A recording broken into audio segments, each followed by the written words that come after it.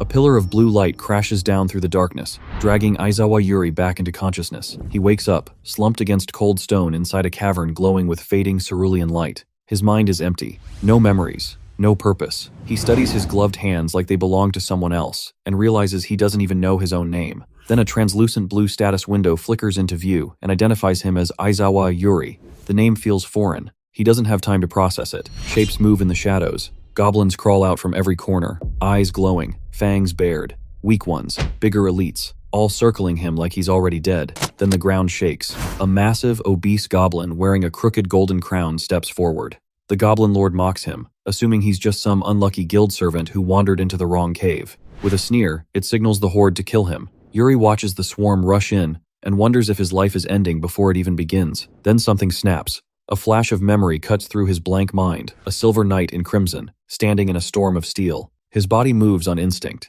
He grabs a simple wooden branch from the ground. What should have been clumsy turns deadly. He lunges. The stick slices through the air like a legendary blade. The first goblin is blasted away in a burst of light. Impossible strength flows through him. His movements are sharp, refined, automatic. The Goblin Lord shouts for its minions to overwhelm him, but Yuri is already tearing through them.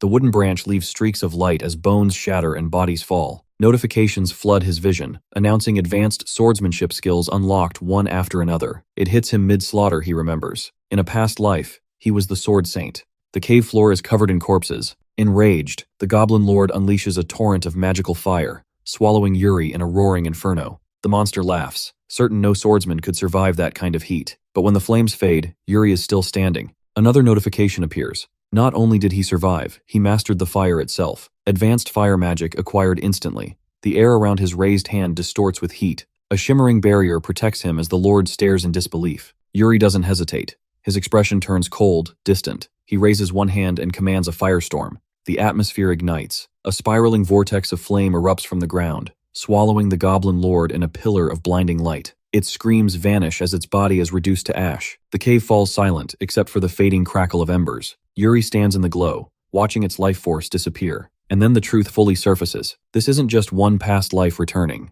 A deeper history unfolds in fragments. Before becoming the Sword Saint, he had another reincarnation as the Demon Emperor. Supreme magic, dark dominion, absolute power. A status window confirms it. He carries the combined memories and abilities of both the Demon Emperor and the Sword Saint. And before all of that, his very first life was painfully ordinary, a corporate slave trapped in a suffocating black company. Then came his rise as Demon Emperor. Then his rebirth as the legendary Sword Saint. Now, in this third reincarnation, all those lives overlap inside him. The weight of countless battles presses against his palms. He remembers the people who begged for his protection, the ones who feared him even as he saved them. The exhaustion of standing alone atop mountains of corpses under a crimson sky. He was worshipped, used, labeled a monster, treated like a weapon. In every life, he was someone else's tool. He walks through the cavern's rocky passage, memories flickering like dying candles, until light spills in from ahead. He steps out of the tunnel and into a sunlit valley. Golden light washes over rolling green mountains stretching into the horizon.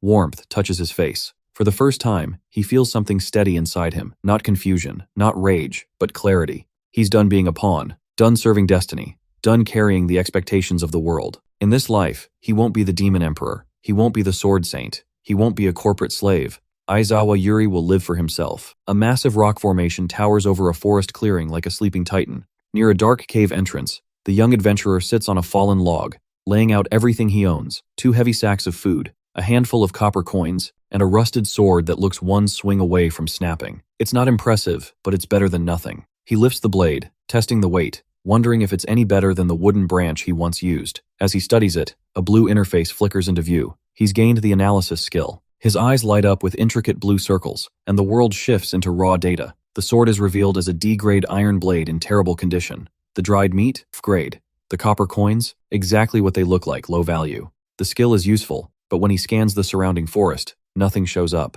The environment is still beyond his reach. A sudden rustle snaps him into a defensive crouch. Instead of a monster, a bright blue slime hops out of the bushes. It chirps softly, wobbling closer with big, sparkling eyes that scream hunger more than hostility. He decides not to fight something that clearly isn't a threat. Reaching into his bag, he tosses it a strip of dried meat. The slime devours it happily. System messages explode across his vision. Beginner taming, intermediate taming, advanced taming. Just like that, He unlocks a grade B skill that lets him communicate with monsters. The slime presses affectionately against his leg, shimmering with joy. It clicks in his mind. His skills grow based on his choices. The world reacts to how he moves through it. Then a scream tears through the forest. A wolfman bursts from the cave, sprinting toward the clearing in pure panic. It's a lichen named Pancho Panza, dressed like a regular traveler, but shaking like he's seen death. Tears stream down his face as he runs from something massive. The adventurer runs alongside him, asking what's chasing him, but Pancho barely answers. Now isn't the time.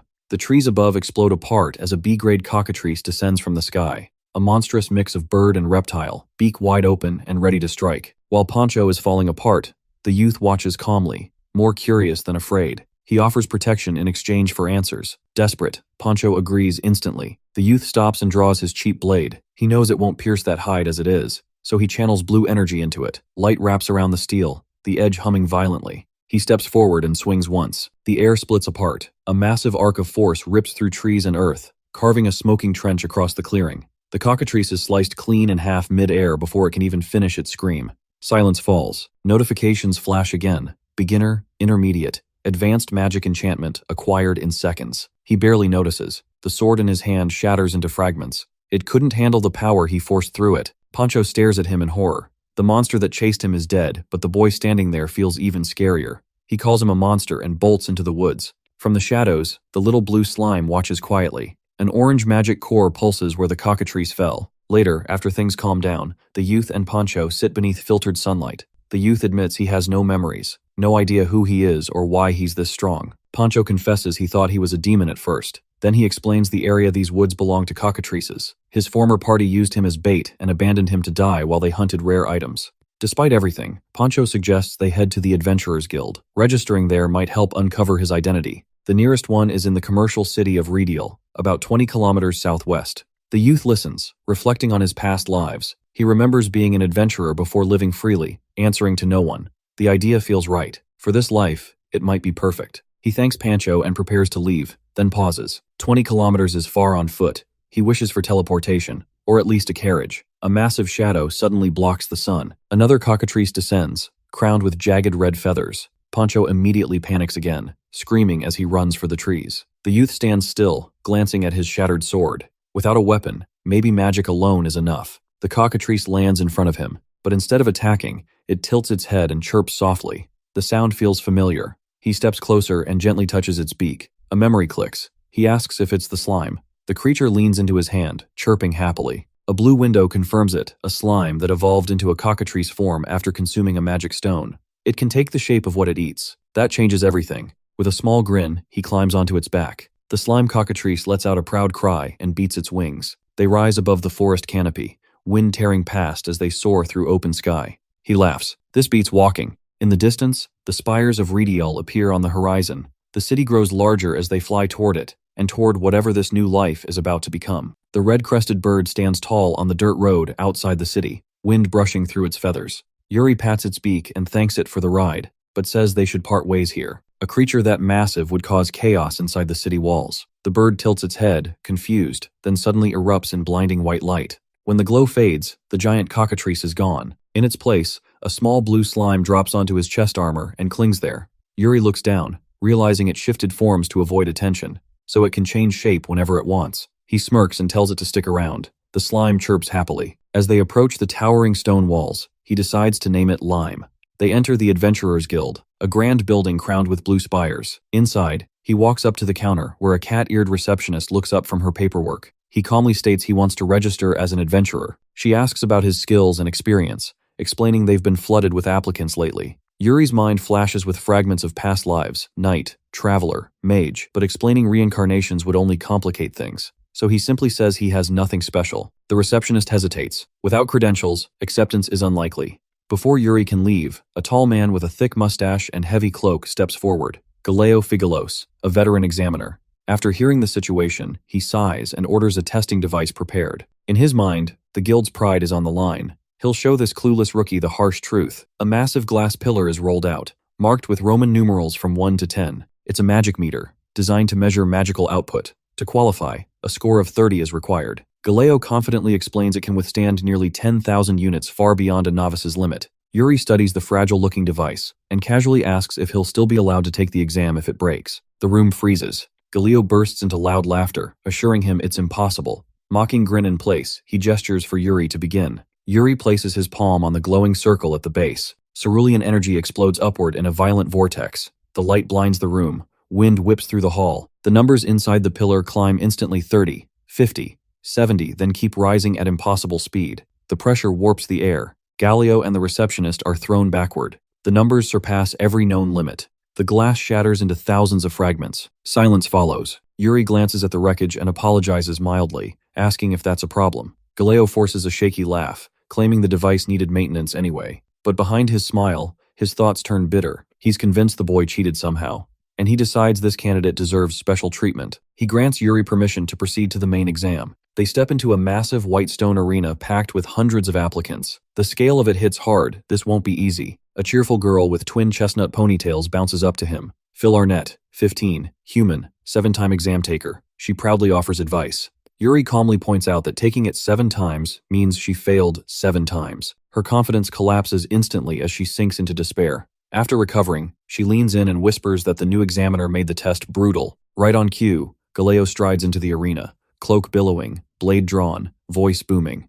First trial, fencing.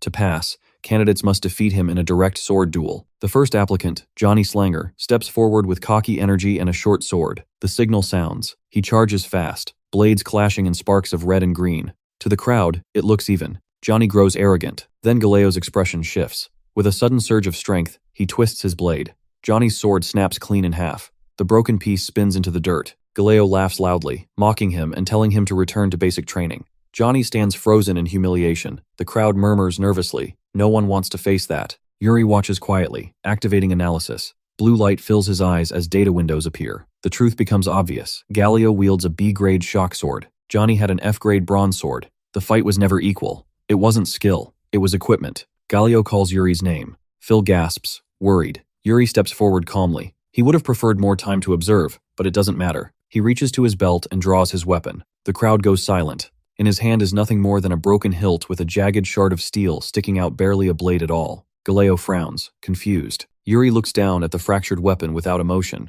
Then he walks toward the man who just shattered a full-length sword, ready to begin. The arena falls dead silent when everyone realizes Yuri is holding nothing but a jagged metal stump. Galileo stares at the broken blade, disbelief written all over his face. Yuri glances down too, finally connecting the dots, obliterating that cockatrice cost him his weapon. Galileo's shock turns into loud, mocking laughter. He points at the shattered sword, calling it garbage unworthy of a warrior. He claims he doesn't bully weaklings, and warns Yuri to quit now before embarrassing himself further. According to him, accidentally killing someone that defenseless would stain his reputation. Yuri doesn't react. If he can't clash blades, he'll win without touching steel. His eyes sharpen. He calmly tells Galileo the fight will end in a second.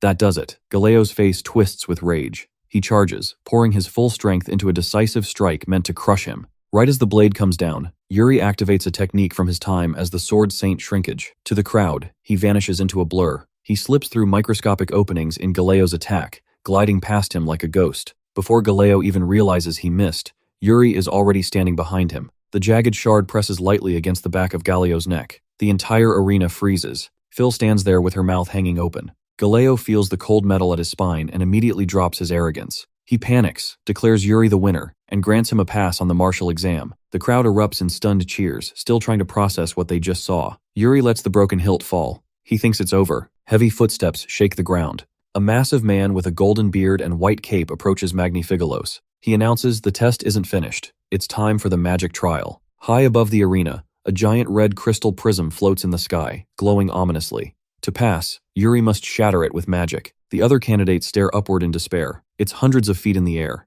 Spells begin flying ice shards, wind crescents, tiny flames, but they barely travel halfway before fading out. One by one, hopefuls hang their heads. Phil clutches her hair in panic. To everyone else, the test feels impossible. Yuri just tilts his head. Why is this hard? A burly examiner with a blonde mustache steps forward, laughing loudly. He assumes Yuri's silence means incompetence. He gives a lecture about how swordsmen can't grasp real magic and claims anyone who can't cast properly doesn't deserve to be an adventurer. He turns away, ready to fail the entire group. Yuri casually lifts one hand. A small orange flame forms in his palm. The examiner's laughter dies instantly. A violent pressure wave erupts outward as Yuri releases it. The giant man is blown backward, boots scraping against stone. The fireball rockets upward, growing larger and brighter as it climbs. When it strikes the red crystal, the sky detonates. A colossal explosion of gold and orange devours the horizon. Heat rolls across the arena. A shockwave slams into the stands, throwing candidates off their feet. The crystal vanishes inside a blazing inferno that dwarfs the entire Colosseum. Embers fall like burning snow. When the smoke clears, Yuri stands calmly, barely ruffled. He looks at his hand, mildly disappointed. He had toned the spell down, aiming for a normal fireball. To the others, that was a legendary inferno. Far away, on a cliff overlooking the city, a hooded figure watches the explosion. Hidden beneath black robes, a thin smile forms. They whisper that the awakening has begun, but the boy is still immature. They look forward to meeting him again. Their body dissolves into a serpent-like trail of black smoke that streaks across the sky before fading near the fortified city below. Back in the arena, the dust finally settles. Yuri sits casually atop the chest of a fallen knight in ornate red and white armor, golden hair sprawled across the dirt. The man lies completely defeated. Yuri looks down at him without hostility and lightly asks if that was enough to pass. The guild receptionist slides a crystalline blue card across the counter, a bold silver F stamped right in the center. She congratulates Yuri, explaining that every adventurer starts at F rank and climbs up through completed quests and achievements. Yuri takes the card without much reaction, quietly studying it as proof that he's officially registered. Around them, the massive guild hall hums with veteran warriors, rough laughter, and the smell of old wood and steel. She's just starting to explain how quest requests work when the atmosphere flips. Rapid footsteps pound across the floor. Before Yuri can even turn, a small figure rockets into his back. It's the girl from the exam, grinning like she just won a championship, throwing up a victory sign and nearly knocking him flat with pure energy. After steadying herself, she bows awkwardly. Her mahogany hair is tied into two lively pigtails, and she's dressed in a yellow and brown adventurer tunic. She introduces herself as Phil Arnett and immediately tells Yuri to call her Phil. When he gives his name, she lights up even more. She proudly flashes her own F-rank license, explaining there was a retest after the chaos of the first exam. A quick flashback shows exhausted candidates slumped over while an official reviews paperwork. Phil insists she only passed because of Yuri's help. Yuri brushes it off, saying he didn't really do anything. Not everyone's impressed. Across the hall, a group of veteran adventurers watches them closely.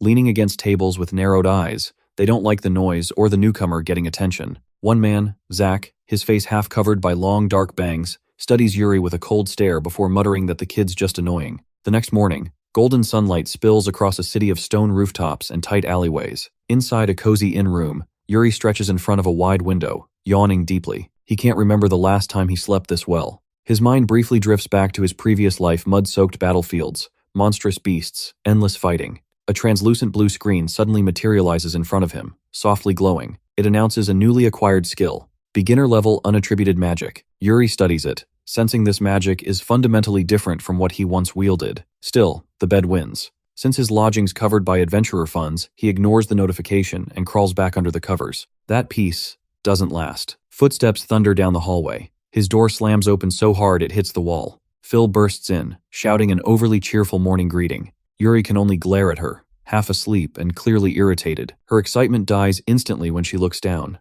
Yuri isn't on a bed frame, he's resting on a massive mound of wobbling blue jelly. The giant slime beneath him has a happy face and jiggles with soft, squelching sounds. Yuri explains the in-bed was too small, so his slime companion, Lime, expanded to act as a mattress. Phil just stares as he casually introduces the giant creature as his travel partner. Hands clasped in awe, Phil marvels at his ability to command a monster. She asks if she can squish Lime. Yuri looks to the slime for approval. Lime bounces happily in agreement. Phil immediately dives in, pressing her face and arms into the cool, squishy surface, completely enchanted. Yuri finally asks why she came. Phil snaps back to business, explaining their adventurer status is only provisional. There's a hidden final exam, and failing it means instant license revocation. Yuri considers how inconvenient that would be after all this effort. He agrees to participate, but when Phil eagerly presents a quest flyer she already grabbed for them, he shuts her down. He prefers working alone. The rejection crushes her. She collapses dramatically onto the rug, teary-eyed, begging him to reconsider. He doesn't budge. As he heads for the door with Lime perched on his shoulder, he pauses. Turning back, he asks a simple question. How do you even accept a quest? The question stops her crying cold. It's obvious, despite his strength, he has zero experience. Phil realizes he's powerful but completely new to how this world works. She admits she feels ordinary compared to him, but his performance during the exam inspired her. She wants to grow stronger and see his power up close. Yuri reflects on his own situation. He doesn't fully understand this world or his own abilities. For now, sticking with her makes sense. When he agrees, her face lights up instantly. He tells her to wait downstairs while he gets ready. Alone, he approaches the window and looks out over the city. Extending one finger toward the horizon, he focuses. A blinding beam of fire erupts from his fingertip, tearing across the sky toward a distant clock tower. High atop that tower, two masked figures in dark hooded clothing are spying through a brass lens. The beam slams into the masonry near them in a violent flash. Sparks and stone explode outward, the structure rattling from the impact. The observer lowers his lens, horrified. The device in his hand is now a charred wreck, smoke curling from shattered glass. The strike came from over 100 meters away, and it was precise enough to disable their equipment without leveling the tower. Realizing they've been exposed and their target is far more dangerous than expected, the spies retreat immediately. They need to report this to Zack-san. Back at the inn, Yuri stands by the open window, arms crossed, staring toward the clock tower. Sunlight highlights his sharp features as a shadow crosses his expression. He wonders who's watching him and why. Did he already make enemies? Or is something from his past catching up? Phil's cheerful voice calls from another room, asking if he's ready. The tension eases. Yuri answers calmly and takes one last look at the horizon before turning away from the window to join her. Phil charges down the forest trail like she's on a victory lap, calling back for Yuri to keep up. He follows at an easy pace, calm and unreadable, quietly comparing this peaceful walk to yesterday's chaos. The forest feels almost too quiet. A forest mouse and a plump rabbit peek out from thick green bushes, both so low in the monster hierarchy they barely register as threats. Yuri pauses, watching them until they dart away into the brush. This quest feels way too easy. Phil, meanwhile, is thrilled, saying they lucked out with the safest job possible. With obvious pride, she explains their mission: gathering medicinal herbs. It's beginner-friendly, low-risk, perfect for new adventurers. She even lined up at dawn to secure it. When Yuri dryly compliments her dedication, she lights up, soaking in the praise until she notices him drifting toward another path. She quickly corrects him, pointing north. That's where they're supposed to go. The eastern forest is a death trap, packed with high-level goblins and wolves. She has no idea Yuri literally woke up there yesterday, surrounded by monsters far worse. When he casually mentions defeating a cockatrice in the east, she laughs it off as an obvious joke. They reach a bright clearing Phil confidently declares is the herb field, only to find it completely stripped bare. Her excitement crashes. She drops to her knees, digging through the dirt in disbelief, while Yuri calmly notes someone beat them to it. Heavy footsteps interrupt them. Zack Barbare and two veteran adventurers step out, smug as ever. Yuri recognizes Zack from the guild. With a lazy grin, Zack confirms they harvested everything. Phil looks crushed. Then Zack pulls out a single fresh herb, pretending to play the generous senior. He claims experienced adventurers should guide newcomers. Phil rushes forward, teary-eyed and grateful. The second she reaches for it, Zack yanks it back. His expression twists into open malice as he mocks her innocence and calls them losers. The trio lectures them about crushing others to climb higher, laughing as they suggest the two should give up and crawl back home. Yuri watches silently, blue eyes sharp, recognizing the hostility. He wonders if these are the same people who've been watching him since morning. Still, he can't think of anything he did to earn this. Beside him, Phil trembles, fists clench tight. Anger burns across her face, but she forces herself to refocus. There's still time. They just need to find more herbs. Yuri nods. If they fail this provisional quest, their licenses are gone. Their journey ends before it even starts. They stare out over the endless green canopy. Searching it manually would be impossible. A soft wiggle stirs under Yuri's collar. Lime pops out, chirping excitedly. Yuri lifts the little blue slime into his hands, wondering what it wants since he already fed it. Blue energy sparks between them, forming a brief telepathic link. Understanding clicks instantly. Trusting Lime completely, Yuri throws it high into the sky. The slime rises above the treetops, glowing brighter and brighter, then splits. One becomes dozens in a flash. Tiny blue slimes scatter like rain over the forest, bouncing through branches and landing everywhere on leaves, the ground,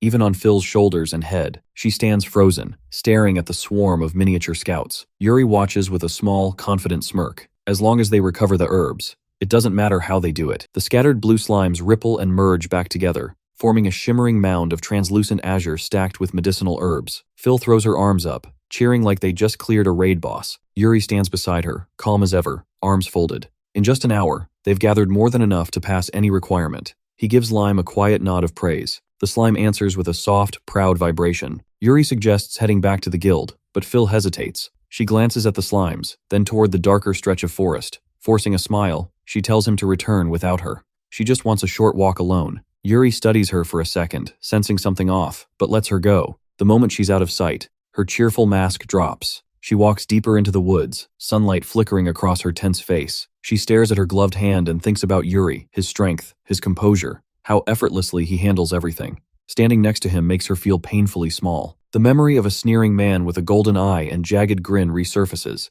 his voice mocking her as a useless child who can't accomplish anything alone. Her fist tightens around a leaf, crushing it until green stains her glove. She refuses to stay in anyone's shadow. If she's going to be an adventurer, she needs to prove it herself. With sudden resolve, she kicks off the ground and leaps into the trees. She moves with surprising agility, vaulting between branches and swinging through the canopy. High above the forest floor, she finds what she was searching for, a nest tucked safely along a thick limb. For a moment, pride fills her chest. This is it. She feels capable, independent. Then, a low rumble vibrates through the underbrush. A massive gray wolf steps out from the shadows. Yellow eyes lock onto her. Its lips curl back, revealing rows of wet, gleaming fangs. Panic grips her. She's gone too deep. This is an E-class monster far above her F-rank ability. Her hands tremble as she draws her short sword. Fear threatens to paralyze her. For a split second, she almost shuts her eyes and gives in. But Yuri's image flashes in her mind, not as someone to compete with, but as someone who moves forward without hesitation. Her amber eyes snap open,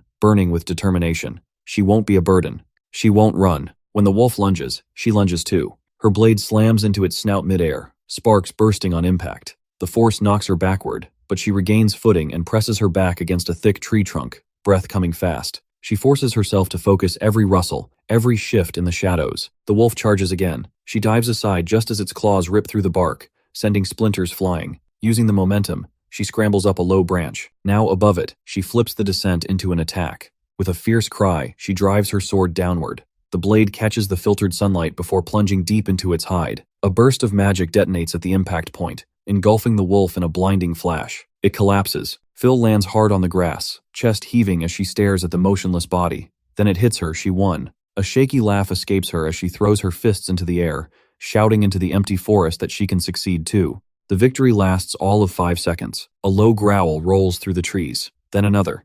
And another. Her smile fades instantly. From the darkness beyond the clearing, dozens of yellow eyes flicker open. She didn't eliminate the threat. She summoned the pack. Wolves step forward from every direction, forming a tightening circle. Her throat dries. She tries to speak, but nothing comes out. When 2 wolves leap at once, jaws snapping, she squeezes her eyes shut and braces for the end. Instead of fangs, she feels a violent rush of wind. A silver-white blur tears through the clearing. Wolves scatter like leaves in a storm. When she opens her eyes, she's no longer on the ground. Yuri holds her securely in his arms, his figure framed against the bright blue sky. The pack recoils around them, wary now. Phil exhales his name, voice shaking with relief. Yuri looks down at her, expression steady and almost bored. He tells her to leave the rest to him. Yuri steps in front of Phil and steadies her as 3 wolves snarl across the clearing. She stares at him, stunned that he showed up out of nowhere. He calmly explains he followed her because he couldn't let her return alone after helping secure the medicinal herbs. He admits he'd been watching from the shadows,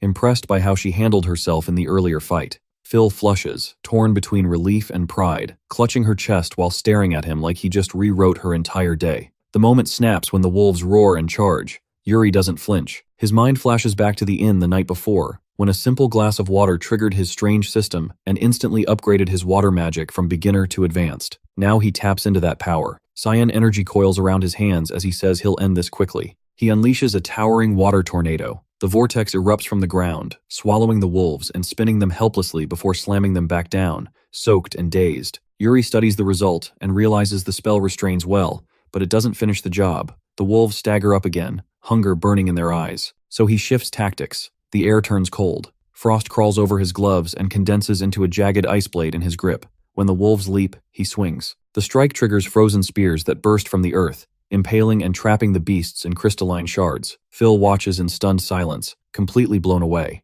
Then Yuri senses something bigger. From the tree line, dozens of yellow eyes ignite in the dark. More wolves pour in. Phil quickly pieces it together. A pack this organized must have a leader. As long as the boss remains, the attacks won't stop. Yuri narrows his gaze, agreeing they just need to eliminate the alpha. Beside him, Lime the slime chirps urgently. Yuri connects with his familiar and sees through Lime's vision. Atop a moss-covered boulder stands a silver wolf, a rank sea monster with 3 glowing red eyes. Returning to himself, Yuri thanks Lime. As regular wolves lunge again, he dodges smoothly and fires a concentrated blast toward the alpha's perch. The rock explodes, but the silver wolf escapes at the last second. The dense forest gives it too much cover. Yuri decides to erase the advantage entirely. He gathers massive mana into his palm, forming a miniature sun. He orders Lime to retreat. Then he releases a catastrophic spiral of advanced fire magic. A white-hot pillar of flame tears through the forest, incinerating trees instantly. The silver wolf is caught in the inferno, reduced to ash as the blaze consumes everything in its path. When the fire dies, only scorched earth and smoke remain where the forest once stood. Yuri lowers his hand, calm as ever. Phil, on the other hand, is shaken to her core. She demands to know what kind of power that was. Yuri tilts his head innocently and says he just used standard fire magic. Phil completely loses it, insisting there was nothing standard about that at all. The battlefield's aftermath is spread across the dirt, from tiny E-rank magic stones to a medium wind magic stone, glowing faint green. Phil stares at the massive pile of linen grass they harvested, already stressing over how two people are supposed to carry all of it. Yuri rubs his chin, thinking through the logistics. And the moment he wishes for an easier way, a blue interface flashes in front of him. He's just unlocked intermediate attributeless magic. The skill settles in, spatial contraction. He figures it probably triggered after finally getting a proper night's sleep at the inn, something he hasn't had since arriving in this world. Either way, problem solved. They head back to the Adventurers Guild, its blue-tiled towers rising over the city. Inside, Phil confidently slaps a jagged magic stone onto the counter. The receptionist adjusts her glasses, confirms the kill, and can't hide her surprise. Clearing an E-class monster on a first quest isn't normal. Phil soaks it in, officially earning her F-rank status, then jumps in celebration while Yuri watches quietly. When the receptionist turns to Yuri, she notices his empty hands and asks if he has anything to report. He calmly tells her to wait and raises his hand toward the center of the hall. Blue magic circles spin into existence as space distorts. Then he releases it. A mountain of linen grass explodes into the guild hall, towering over desks and chairs. The receptionist freezes. The commotion draws senior staff. An elderly man with a silver mustache and monocle pushes forward, skeptical at first. Then he digs into the pile and pulls out the glowing emerald wind magic stone. His hands shake as he identifies it and demands to know if Yuri defeated a silver wolf. Yuri just blinks and asks if that's a problem. The guild erupts. Staff rush to the back rooms to report what just happened, while Yuri and Phil stand casually beside the herb mountain like this is just another day. Phil can barely contain herself, already declaring Yuri future top-tier material. Yuri leans on a railing, detached, waiting for the verdict. Eventually, the inner doors open. A group of officials, led by a silver-haired man in a formal waistcoat, steps out and bows deeply. They announce an exception. Yuri is being promoted straight to B rank. The hall goes silent. Veteran adventurers whisper in disbelief. No newcomer jumps tears like that, and Yuri shuts it down immediately. He flatly refuses the promotion and declares he'll remain F rank. The collective gasp echoes through the guild. Later, under the amber glow of sunset, Phil still can't process it. She asks if he's really turning down that kind of status. Yuri explains higher ranks mean constant summons, pressure, and attention. He calls it a hassle. He admits things are unfolding too similarly to his previous life, and he refuses to repeat it. He says he just wants freedom, to move at his own pace, to stay low profile. Then he suggests they continue together as low-rank adventurers. Phil looks at him like she's seeing him clearly for the first time. She respects that he doesn't chase glory. Meanwhile, she can't ignore the gap between them. She remembers barely surviving one wolf and freezing when surrounded. She thinks about failing even basic herb quests, beginners usually clear. The difference in strength hits her hard. Instead of shrinking from it, she decides she'll work harder. With renewed energy, she thanks him and sprints down the cobblestone street. Yuri gives a short farewell and watches her disappear into the crowd. But they aren't alone. From a dark alley, a hardened man with a bitter expression watches Yuri's back. He mutters Yuri's name like it tastes poisonous. Behind him, leaning against stone, stands a tall, hooded figure wearing a disturbing mask stitched into a wide grin with a single red nose. The man asks if the job will be done. The masked assassin calmly promises it will. The sunset washes the cobblestone streets in orange as Phil stretches with a tired groan, arms high, back arched. She jokes about being completely drained. Yuri walks beside her, hands near his belt, calmly telling her to go home and rest instead of overdoing it. She agrees, smiling through half-lidded exhaustion, and they split in the middle of the busy district. She waves one last time and jogs off, twin pigtails bouncing as she disappears around a corner. Yuri stays behind, the evening settling into something quieter. Then his stomach growls hard. He realizes he hasn't eaten all day. Remembering the gold from today's haul, he decides he's earned a proper meal. He stops in front of the Cervantes Adventurers Tavern, warm light leaking through the door. He steps inside, a bell chiming overhead.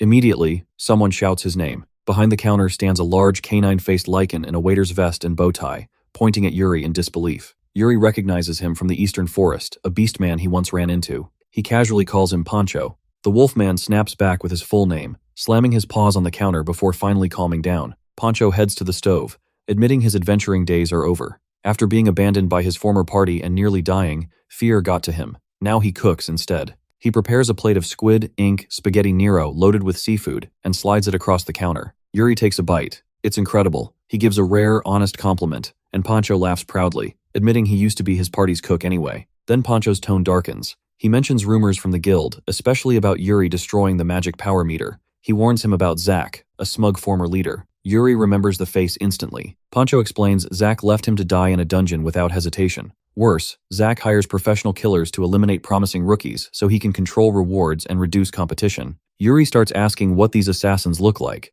The ceiling explodes inward. Wood and plaster rain down as a masked figure drops into the tavern, a massive axe slamming into the floor hard enough to crack the timber. Purple aura pulses around him. Pancho immediately recognizes him. The infamous human killer Joker. The assassin doesn't waste time. He charges, axe blazing with red energy. Yuri raises his blade to block, but the impact shatters it instantly. Steel fragments scatter across the floor. Yuri glances at the broken hilt, realizing his gear just hit its limit. Metsu presses forward, carving through tables and chairs, mocking Yuri for retreating. Yuri dodges through the wreckage, mind racing. High-level magic would flatten the entire building. He needs something smaller. His eyes lock onto the bar shelves. He darts over, grabs a heavy green bottle, and channels mana into it. Blue energy wraps around the glass, reinforcing it with a shockwave spell. As Metsu closes in, Yuri leaps and slams the bottle down. The explosion of force detonates outward. Metsu is blasted across the tavern, crashing through cabinetry and disappearing under shattered wood and bottles. Silence follows, except for debris settling. Yuri lands lightly and tosses aside his broken hilt. He casually asks Pancho where he can buy a new weapon. Pancho stares at the ruined tavern in pure devastation. Outside, in a nearby alley, a disheveled man watches with a scowl before slipping back into the shadows. Yuri follows directions to a stone building marked with the 100-Beard sign. He pushes inside and walks straight into chaos. A red-haired girl in white armor is slamming a broken sword onto the counter, arguing with a dwarf blacksmith wearing a horned helmet and goggles. The dwarf refuses to accept blame for the blade breaking so quickly. She refuses to leave without answers. Her presence dominates the shop. Fiery red hair, sharp blue eyes, stance firm like she's ready for battle. She demands accountability without backing down. Yuri stands near the doorway, holding a small memo, already exhausted. His half-lidded eyes and flat expression say it all. To him, this isn't dramatic tension. It's just more trouble showing up uninvited. Inside a cramped timber workshop, packed with the smell of charcoal and iron, Rico Granes is going off. 16 years old, long crimson hair, face burning red, she's demanding compensation for a shattered rapier laid out on the counter. She refuses to accept it as is, and wants a proper replacement. Across from her stands Ugo Mantle, a dwarf with a graying beard and goggles resting on his helmet. He lets out a tired sigh and tells her the truth no one wants to hear. The town's economy is in shambles. Quality weapons are a luxury now. If she wants something better, she'll have to look elsewhere. Yuri stands slightly behind them, quiet, holding a stack of papers. He doesn't interrupt at first. His attention locks onto the broken blade. Then his left eye shifts, the iris transforming into a glowing blue geometric pattern. Through that strange vision, he sees the weapon's truth laid bare. Grade D, trash tier materials, but the craftsmanship? Quality A, high skill, flawless execution. The blacksmith isn't the problem. Yuri cuts through the argument with a calm observation. The smith's ability isn't lacking. The materials are garbage. Ugo freezes, surprised that a kid caught that. His expression darkens as he explains that they used to rely on high-grade ore from the northern mines. That supply is gone. A vicious golem took over the mines and claimed them as its territory. He shows them an image of cracked red earth glowing like a wound in the mountainside. With no access to quality ore, he's been forced to work with scraps. The shop may not survive much longer. Yuri doesn't offer pity. He walks to a barrel of mass-produced blades and picks up a plain iron sword. Then he drops a heavy pouch on the counter. 50,000 gil. The wood creaks under the weight. He states plainly that he'll buy the sword and use it to kill the golem. Both Ugo and Rico stare at him like he's insane. Rico flat out says no one fights a golem with a sword. Yuri calmly tests the grip and replies that it's about how the weapon is used. He promises to bring back high-quality ore so Ugo can forge him something worthy. He leaves the shop. Rico storms after him, red cloak snapping in the wind. She blocks his path and demands to see his adventurer license. Yuri hands over a pale blue card. In the center is a bold F, the lowest rank possible. Rico nearly explodes. F rank is for picking herbs and digging potatoes. He's a novice, completely out of his depth. Yuri doesn't understand why she's so worked up. His life isn't her responsibility. Flustered, she admits she doesn't want someone dying because of her broken sword situation. So, she's coming with him. They leave the safety of the town walls. The northern mine looms ahead, a jagged mountain with a dark opening carved into its base. As they approach, dust shifts around heavy stone footsteps. A massive Grade D golem steps out, a single dull red eye glowing from its rocky frame. Riko grips her massive hammer and charges without hesitation, telling Yuri to watch carefully. She circles the lumbering giant, moving fast. The lesson is clear. Keep your pace high, stay behind it, and focus on the rear. She leaps into the air and slams her hammer down on its back. The impact cracks stone and sends a shockwave through the ground. The golem drops to one knee. Yuri studies the fight calmly. Massive strength, heavy durability, but painfully slow movement. That's the weakness. Riko lands and smirks, starting to explain that the back is the weak point. Then the golem's core flares bright orange. A beam of concentrated energy blasts out from its chest, roaring toward them. Riko freezes at the sudden shift. Yuri moves. Blue mana erupts around his blade. His eyes glow to match. With one clean horizontal slash, he cuts straight through the energy beam, splitting it apart into harmless sparks. Then he launches forward, body streaking in blue light. His cheap iron sword carves through stone like it's soft clay. Slash after slash lands in rapid succession. In seconds, the golem is reduced to rubble. Riko just stands there, stunned. She asks what he just did. Yuri casually says he cut it down. She chases after him, insisting that attacking a golem head-on with a sword makes no sense. It has to be luck. Yuri pauses and glances back toward the mine entrance. He says maybe she's right. Maybe it was luck. Then multiple red eyes ignite in the darkness. More golems step out, forming a small army. Yuri tightens his grip on the glowing blade and suggests they test that luck theory against the rest of them. The jagged mountain casts long shadows over the cave entrance as Yuri and Riko slip inside. Hidden behind scattered boulders, Zack and his crew watch with burning resentment.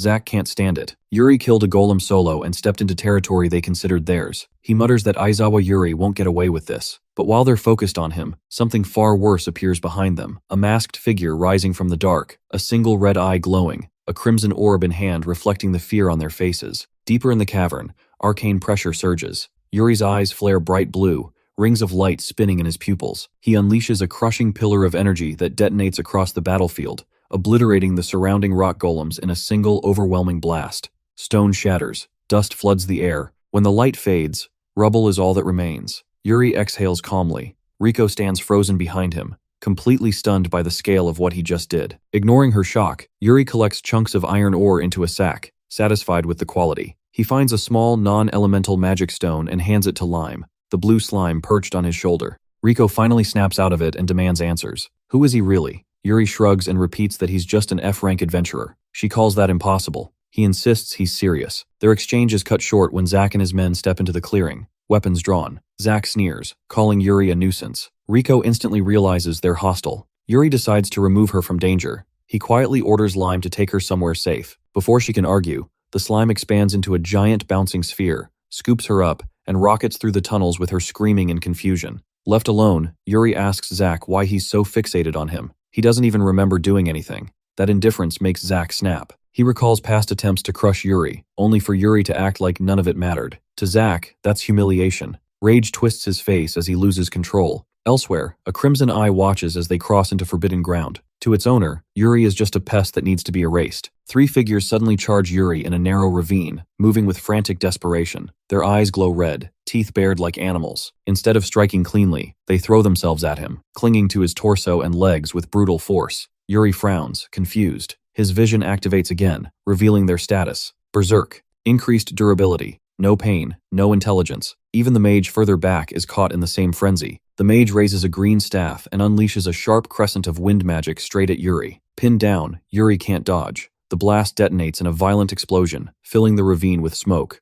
The mage laughs, convinced Yuri is dead. Then a pulse of green light forms within the dust. Yuri stands unharmed, holding a condensed sphere of wind mana between his hands. System notifications confirm it. He just acquired wind magic and pushed it from beginner to advanced in seconds. He didn't just survive the spell, he mastered it. Wind erupts around him. He releases an advanced gale blast, a towering pillar of jade energy that rips through the ravine. The berserkers and mage are hurled away like debris in a storm. When the dust settles, they lie unconscious across the cracked earth. Yuri steadies his breathing. Strong new skill, but the fight isn't done. He turns toward the shadows beneath a cliff and calmly tells the hidden watcher to step out. The ground ripples like liquid darkness. A tall man rises from it, cloaked in a dark hooded tunic with flowing ribbons and a sleek mask. His red eyes gleam with intelligence, and a chilling grin spreads across his face. He greets Aizawa Yuri like they've met before, and just like that, the real threat finally reveals itself. Deep inside a cavern swallowed by shadows, A man in a dark hood and pointed mask steps forward and introduces himself as Nero Nightmare. He spreads his arms like he owns the place, silver hair glinting under the dim light, while a status window casually identifies him as a 28-year-old human. Across from him, Yuri stands steady with his spear in hand, face calm, watching the last traces of wind fade after Nero's flashy magic display. Nero starts clapping slowly, amused. He praises Yuri's strength, saying it makes sense that the weaker members of his group couldn't handle him. Then he lays it out plainly: join their organization, or die here. The word organization hits Yuri harder than the threat. A cold wave of familiarity washes over him. In an instant, memories from his past life surge forward. He sees himself as a sword saint, standing before rows of kneeling, hooded subordinates. Then the image twists into something darker, his bare torso bound in heavy iron chains. He remembers the pain, the suffering, and the price he paid for once belonging to a group just like this one. Composed, he asks Nero if he's one of the numbers. That question wipes the grin off Nero's face. No outsider should know about their hierarchy. His mind races, and he concludes Yuri must be a member too. Nero demands to see Yuri's hand, explaining that every member has their rank engraved into their skin. He reveals his own mark, 928, glowing against his glove. Yuri slowly rolls up his sleeve, recalling the old rule. The smaller the number, the stronger the fighter. A faint blue light pulses from his wrist. The number that appears is 0. Nero stumbles back in horror. 0 was permanently retired 500 years ago. It shouldn't exist. Yuri looks at the mark with mild confusion, remembering the first seat was supposed to be the strongest, and wondering what 0 means in that scale. Fear quickly mutates into rage. Nero convinces himself it's a fake meant to mock their order. He draws his blade and vanishes in a blur. The assassin moves like a phantom, circling Yuri at impossible speed, appearing in multiple places at once. Steel flashes from every angle while his voice echoes through the darkness, taunting Yuri's ability to keep up. Yuri doesn't flinch. His eyes track the movement with subtle precision. He admits internally that Nero is fast, the fastest opponent he's faced in this life, but that's all it is. Fast. A strike that should have landed clean misses as Yuri shifts at the last possible instant. Nero pulls out a violet glowing dagger, a grade B weapon laced with paralyzing venom. Yuri's eyes gleam cold blue as he analyzes it instantly and decides distance is survival. He thrusts his hand forward, launching a compact fireball that forces Nero to guard. The assassin laughs at the basic spell, but that's exactly the opening Yuri wants. A wind blade slices through the air immediately after. As Nero adjusts to the dual attack, the ground erupts beneath him into jagged crystalline spikes.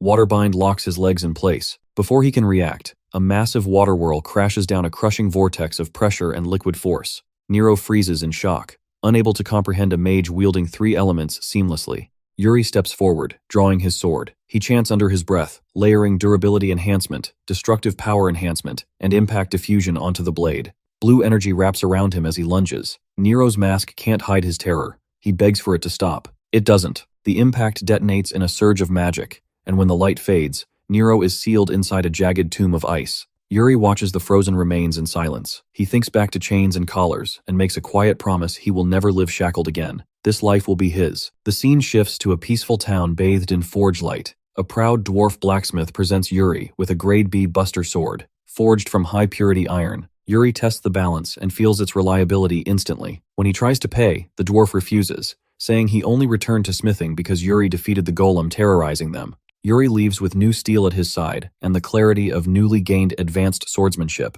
Walking along the cobblestone street, he hears his name. A red-haired warrior in crimson armor and a brown-haired girl with twin pigtails rush toward him, excited about a wolf quest and a trip to the armor shop. But when they get close enough to see his face clearly, they freeze. Confusion replaces excitement. They stare at him like he's a stranger. The twin-tailed girl suddenly points at him, face red with indignation, demanding to know if the red-haired warrior is his preferred type. The armored woman fires back instantly, denying any romantic link with Yuri. And just like that, Yuri mentally checks out. He turns into a pale, simplified silhouette of pure awkwardness while the two argue loudly behind him. He stands there, spiritually absent, waiting for it to pass. Eventually, the chaos shifts into background noise. The evening sun paints the town gold. Behind him, the red-haired warrior now lectures the smaller girl, pressing a finger to her forehead while the girl continues protesting. Yuri keeps walking, relaxed. Dressed like a low-level mercenary in light leather armor with a simple sword at his waist, he blends perfectly into the crowd. To the world, he's just an F-rank adventurer. But as he strolls deeper into the city, a faint smile forms. After everything after chains, betrayal, and death, this ridiculous, chaotic new life is finally starting to feel fun. The sun lights up the blue-tipped spires of the city as Yuri steps up to the guild counter, lime resting comfortably in his palm. He greets the cat-eared receptionist and asks for a high-reward hunting quest with plenty of monsters. He wants more magic stones for Lime, and the slime chirps happily in agreement. The receptionist hands him a goblin hunt, defeat 10 or more for 20,000 gil. Yuri accepts immediately, but she reminds him that F-rank adventurers must form a party before heading out. He heads to the fountain in the busy plaza, recalling a recruitment notice for a frontline sword fighter. There he finds Lid Ulmer posing arrogantly with 2 female adventurers, Musel, the cat Sith, and a human named Emily. Yuri explains he saw their post and wants in. Lid looks disappointed that Yuri is another guy but checks his gear anyway. The sword passes inspection, so Lid asks for his license. The moment he sees the F rank, his face twists with disgust. He calls Yuri trash and tells him to get lost before storming off with his party, leaving Yuri alone and confused. While wondering how forming a party became this hard, Yuri hears a familiar voice. Rico, the red-haired warrior in crimson armor, approaches. After hearing his situation, she agrees to team up with him. As they walk, she checks her map and shares bad news. The goblins in the northern forest have already been cleared out. She suggests the western highlands instead, but it's a 2-hour walk, and other parties might get there first. Yuri glances at Lime, realizing walking won't be necessary. Blue energy radiates from the slime as it expands in a flash of light, transforming into a massive feathered bird with powerful talons. Rico stares in shock before they're suddenly airborne. The giant bird tears through the sky at incredible speed. Yuri stays calm while Rico clings on for dear life, completely overwhelmed. He casually explains that this is just Lime's transport form, though she's convinced nothing about it is normal. They arrive at the western highlands, rolling hills and forests glowing under the sun. Lime shrinks back into a small blue droplet. Rico stumbles upon landing, dizzy but quickly distracted by the peaceful scenery, a clear stream winding through the glade. The calm shatters instantly. Yuri's eyes flash blue as he detects movement in the trees. An arrow whistles toward Rico's head. He catches it mid-air inches from her face. She freezes, shaken. As he turns toward the forest, dozens of goblins lurk in the foliage, bows drawn. A dark wave of arrows rains down. Yuri draws his blade and moves like lightning, slicing and deflecting every projectile with flawless precision. In seconds, broken shafts cover the ground. Rico watches in stunned admiration.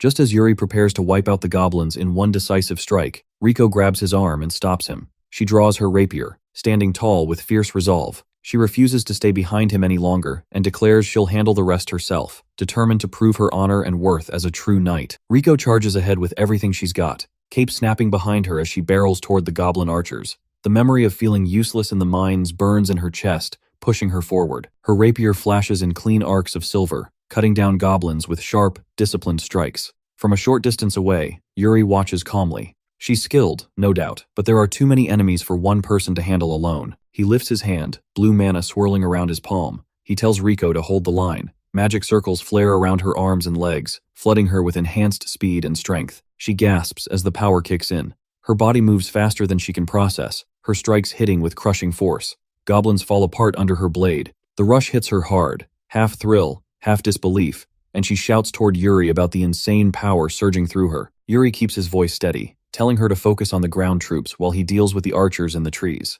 As goblins draw their bows from the branches, he unleashes arcane cannon. A massive beam of blue light tears through the tree line, erasing the reinforcements in one blinding blast. When the light fades, the meadow is silent and littered with bodies. Rico drops to one knee, breathing hard. She demands to know what he just did to her, but Yuri shrugs it off as basic enhancement magic. She knows that's not true. While they catch their breath, Lime happily bounces around, absorbing magic stones from the corpses. Then Rico suddenly winces, grabbing her thigh. A shallow cut burns sharply. Yuri's eyes glow faintly as he analyzes it poison. The goblins coated their weapons. He calls Lime over. The slime hops onto her leg and presses against the wound, drawing out the purple venom. As the toxin drains, glowing status windows flash before Yuri. He unexpectedly gains beginner, intermediate, and advanced holy magic proficiency at once. Rico exhales as the burning fades, thanking Lime, but she's still favoring the leg. Yuri reaches out, white light gathering in his hand. He uses a beginner holy spell, weaving soft energy into the wound. The glow wraps around her thigh, sealing the injury completely. When the light fades, her skin and clothing are flawless. She stares at him in disbelief, demanding to know where he learned healing magic. He casually rubs the back of his head and claims he just figured it out. That only deepens her suspicion. Holy magic is rare. She starts questioning who he really is, but he sidesteps it and suggests they find the goblin's nest. She doubts they can track them, but Yuri reveals he already planned ahead. While some goblins fled, he attached a tiny piece of lime to them. The slime pulses on his shoulder, then jumps down and reshapes into a glowing blue arrow pointing deeper into the forest. Riko can only shake her head at how versatile this creature is. They move carefully through the trees until they reach a massive, jagged cavern carved into a cliffside. As Yuri steps toward the entrance, Riko grabs his shoulder and pulls him back. A stronghold this size won't just house stragglers, it'll be packed with enemies, likely with a boss. Yuri considers simply wiping the cave out with a massive spell, but dismisses the idea. Without physical proof, they can't claim the reward. Before they decide their next move, a mocking voice calls out behind them. A tall blonde man approaches with a smug grin, two female adventurers clinging to his arms. He sneers at Yuri, calling him a bottom-tier potato digger. Riko looks confused, but Yuri immediately recognizes him, the arrogant adventurer from the fountain earlier. They'd been followed. The blonde man, Lid, steps in close, nearly nose to nose, laughing as he says they don't stand a chance against what's inside and should go back to pulling weeds. He and his party stride into the cavern, voices echoing with taunts as they disappear into the dark. Riko watches them with open disdain, muttering that she's glad they never teamed up. Yuri nods, though his expression stays serious. As arrogant as Lid is, he's probably right about the danger. Side by side, they tighten their gear and step into the damp tunnel, moving carefully as they descend into the heart of the enemy's lair. Lid marches through the cavern like he owns it, arms hooked around his two companions, bragging that any goblin dumb enough to show up will drop in one swing. His laughter bounces off the stone walls. Behind him, Yuri stays quiet, eyes scanning the tunnel. They've gone too deep without seeing a single monster. That's not normal. Riko walks close, hand near her sword, clearly feeling the same tension. Then the air shifts. A thick violet mist coils around their feet and rises fast. Yuri's eyes flare with mechanical blue light as he analyzes it. Dark mist, a low-grade curse meant to blind living beings. He warns the group, but the fog swallows everything, splitting them apart in a haze of purple. Red eyes ignite in the gloom. Dozens. Yuri immediately realizes it's an ambush. He shouts, just as goblins burst from the mist. He and Riko move at once. Her blade cuts in crimson arcs, clean and decisive. Yuri's sword leaves streaks of blue as he flows through the attackers. The goblins are numerous but sloppy, uncoordinated. Still, something feels off. More shadows gather deeper in the cavern. Elsewhere, Lid keeps posturing while cutting down a few small goblins, showing off for the girls. Then the ground trembles. A towering blue-skinned goblin rises behind him, muscles bulging. Two more step forward. Lid turns pale. He swings wildly, screaming, but his blade only sparks against the lead monster's hide. The brute grabs him by the head and slams him into the stone. Blood smears across his face. Instead of fighting, he panics. As the giants close in, he bolts, shoving the pink-haired and gray-haired girls aside to save himself. They hit the ground as massive hands pin them down. One elite goblin lowers its jagged teeth toward them. A flash of blue cuts through the darkness. Yuri appears like lightning. His spinning slash sends a crescent of energy through the lead goblin's neck. Its head drops before its body does. He plants himself between the trembling girls and the remaining elites. Without turning, he calmly asks if they're okay. They nod shakily. He orders Riko to guard them. She steps back, forming a defensive line. More blue-skinned figures emerge. A status window identifies them as Goblin Elites, Grade D, Berserk State. Bigger, tougher, numb to pain. They charge. Yuri doesn't move back. He raises his palm and activates intermediate wind magic. A violent wall of swirling air erupts outward, slamming the elites into the cavern walls with crushing force. They drop instantly, bodies limp against the stone. For a moment, there's silence. Then thicker purple mist rolls in. A tall, robed figure steps forward, draped in furs, blue-gray skin marked with red paint. It speaks clearly, voice rough but intelligent. A notification appears: Goblin Shaman, Grade B. Yuri's eyes narrow. A talking goblin, possibly the boss. The shaman mocks him for killing its kin, pretending sorrow. Then its tone turns cold. The fallen goblins were sacrifices, fuel. It casts soul drain. Thick ropes of purple energy lash out, wrapping around Yuri. His limbs grow heavy. Magic bleeds from his body. Darkness creeps into his vision. Riko watches in horror as the shaman laughs, commanding him to wither away. Then everything changes. Notifications flash. Beginner, intermediate, advanced cursed magic acquired. The draining energy doesn't kill him, it's absorbed. Yuri stands upright, crackling with violet-black electricity. The shaman's grin collapses into shock. Yuri says calmly that he'll return the curse. He extends his hand. The spirits of the sacrificed goblins manifest, swirling in the air. But instead of attacking him, they turn on the shaman, whispering hatred toward the master who used them. The shaman stammers, trying to negotiate. Too late. Yuri releases a surge of cursed energy. A pillar of purple light engulfs the cavern. The shaman's scream is swallowed as its body shrivels into a rotted husk. When the light fades, only a melted skeleton remains. Yuri looks down at it, noting that even in death, the spirits hated their master far more than they ever feared him. White feathers drift across a clear sky while seagulls cry over the glittering ocean. Yuri sits alone on a wooden crate at the end of a stone pier, rod steady, eyes fixed on the horizon. For once, everything feels calm. His thoughts slide back to his old life in Japan, boxed into an office, glued to a screen, drowning in work with no freedom to breathe. This peaceful life, this open sky and endless sea, feels like payback for all of that. A reward he earned the hard way. That calm breaks when two familiar women call out to him. They're the same adventurers who once stared at him in shock near a dark cave. Now they approach with flushed faces and awkward reverence. After he saved their lives, they apparently had a change of heart. They insist they'll do anything for him. Yuri barely reacts. No ego boost, no interest. He just hands them a small stone container and tells them to put bait on his hook. They open it confidently and instantly regret it. Inside is a writhing pile of earthworms twisting over each other in a tangled mass. Their expressions collapse into pure horror. They scream, drop everything, and bolt down the pier like their lives depend on it. Yuri just watches them disappear, completely confused by the overreaction. Before the silence can settle, his fishing rod bends violently. The sea erupts into a massive whirlpool, water spiraling with terrifying force. This isn't a normal catch. Yuri plants his feet, his boredom gone in a flash. Blue mana flares around his arms and blade as he activates enchantment magic, reinforcing his endurance against the monstrous pull below. The ocean explodes upward. A colossal shark launches into the air, jaws packed with jagged teeth, shadow swallowing the pier. It dives straight for him. Yuri doesn't move until the last second. His sword flashes. A crescent of blue energy slices clean through the shark's head mid-air. The creature crashes onto the stone, blood spilling across the pier in thick waves. A translucent system window pops up.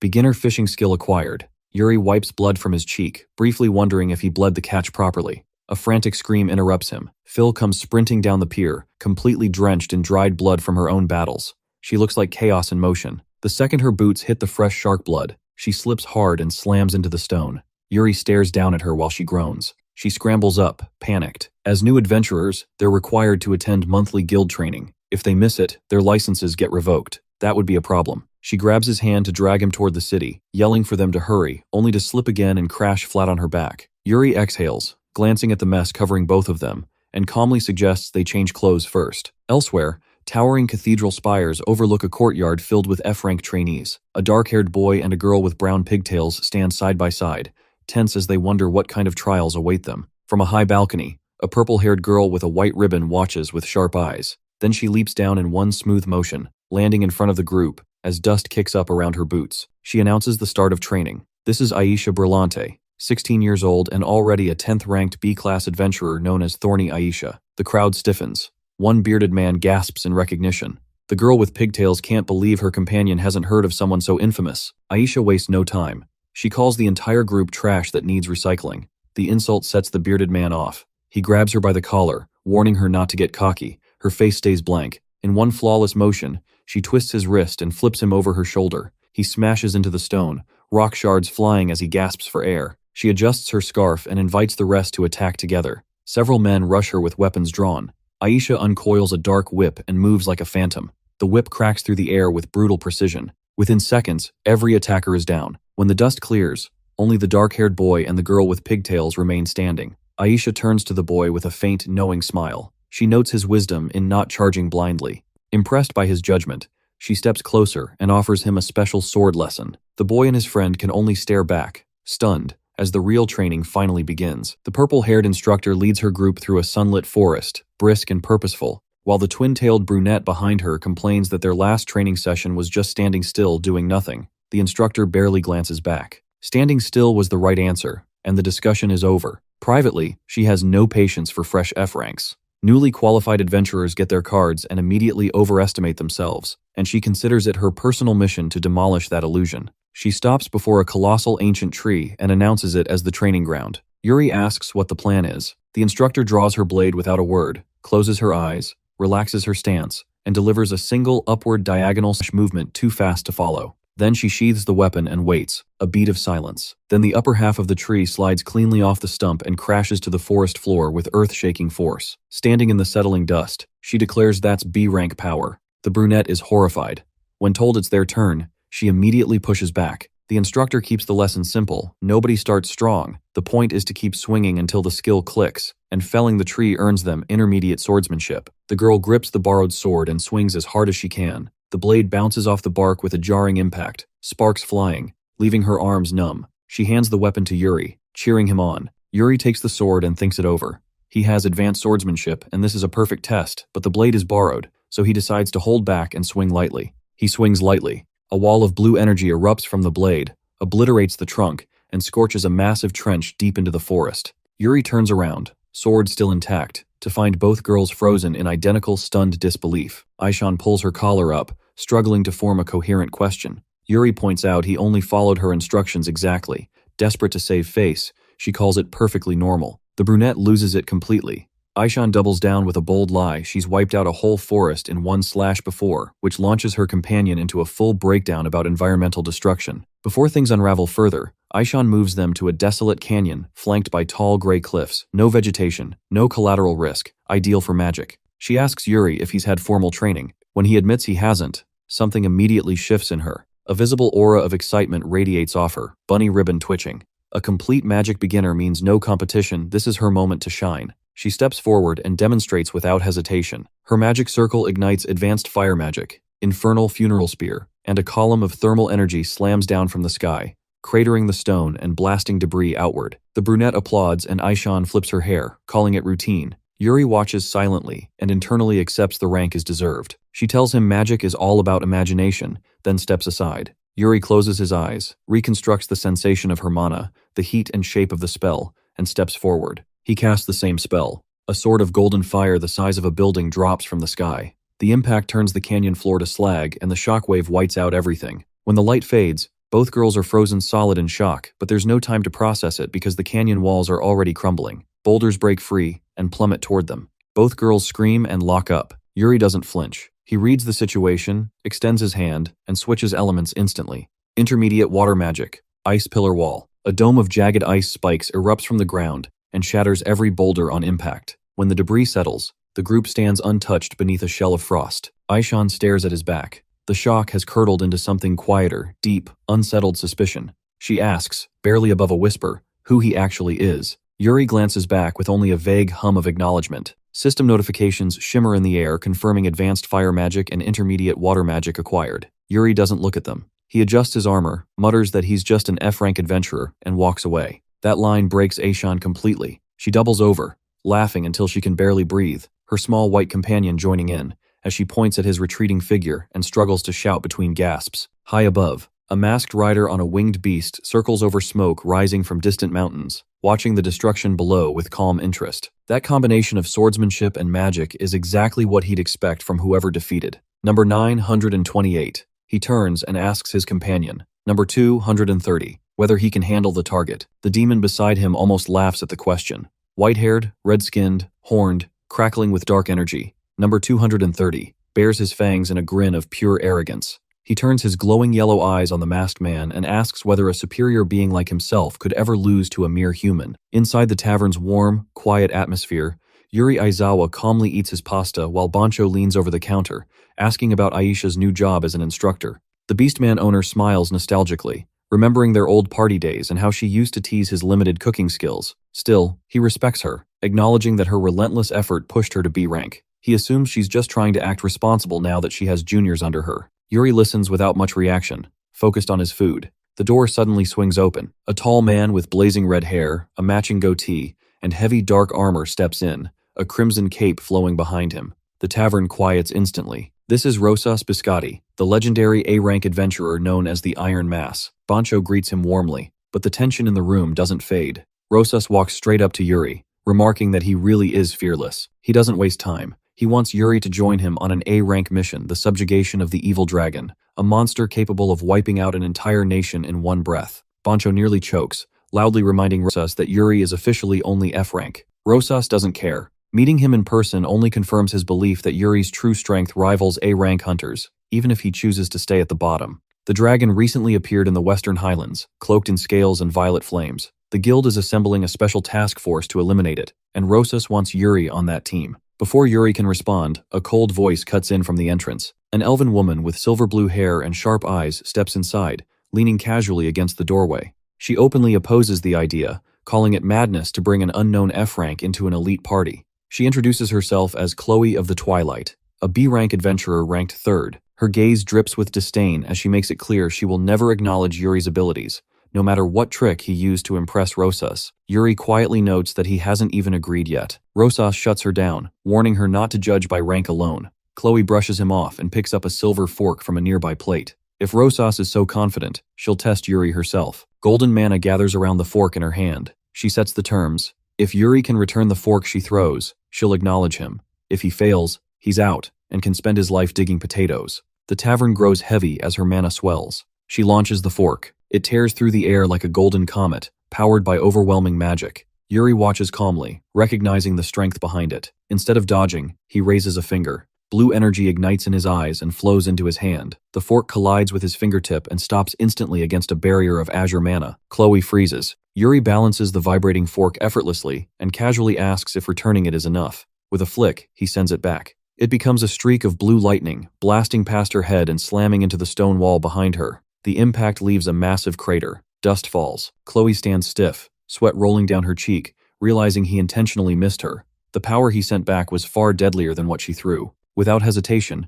Rosas steps forward and declares the decision final. Yuri is officially the last member of their party. He places a heavy gauntlet on Yuri's shoulder, sealing it more like a command than a request. Yuri tries to object, but Rosas bursts into laughter under the bright sky outside, confidently saying he's counting on him tomorrow. Before Yuri fully processes it, he's already been dragged into the mission. Later, inside a village shop, Yuri stands in front of the wreckage of his own store. A circular window is shattered, cracks spreading across the frame, glass scattered everywhere. An older man collapses over a table in dramatic despair, mourning the damage. Yuri offers an awkward apology but accidentally mispronounces the man's name. The shopkeeper snaps upright, shouting that his name is Poncho, not what Yuri just said. The carriage rattles through a forest path toward a distant castle, Rosas driving while apologizing for the cramped ride. Inside, Yuri sits squeezed between Aisha and Chloe. Aisha flashes a smug grin, admitting she recommended him and promising to show the gap between senior and junior adventurers. Chloe scoffs, mocking a 10th place B rank for babysitting an F rank. The two immediately start bickering while Yuri stares ahead, quietly questioning whether he belongs among an A rank and 2 B ranks.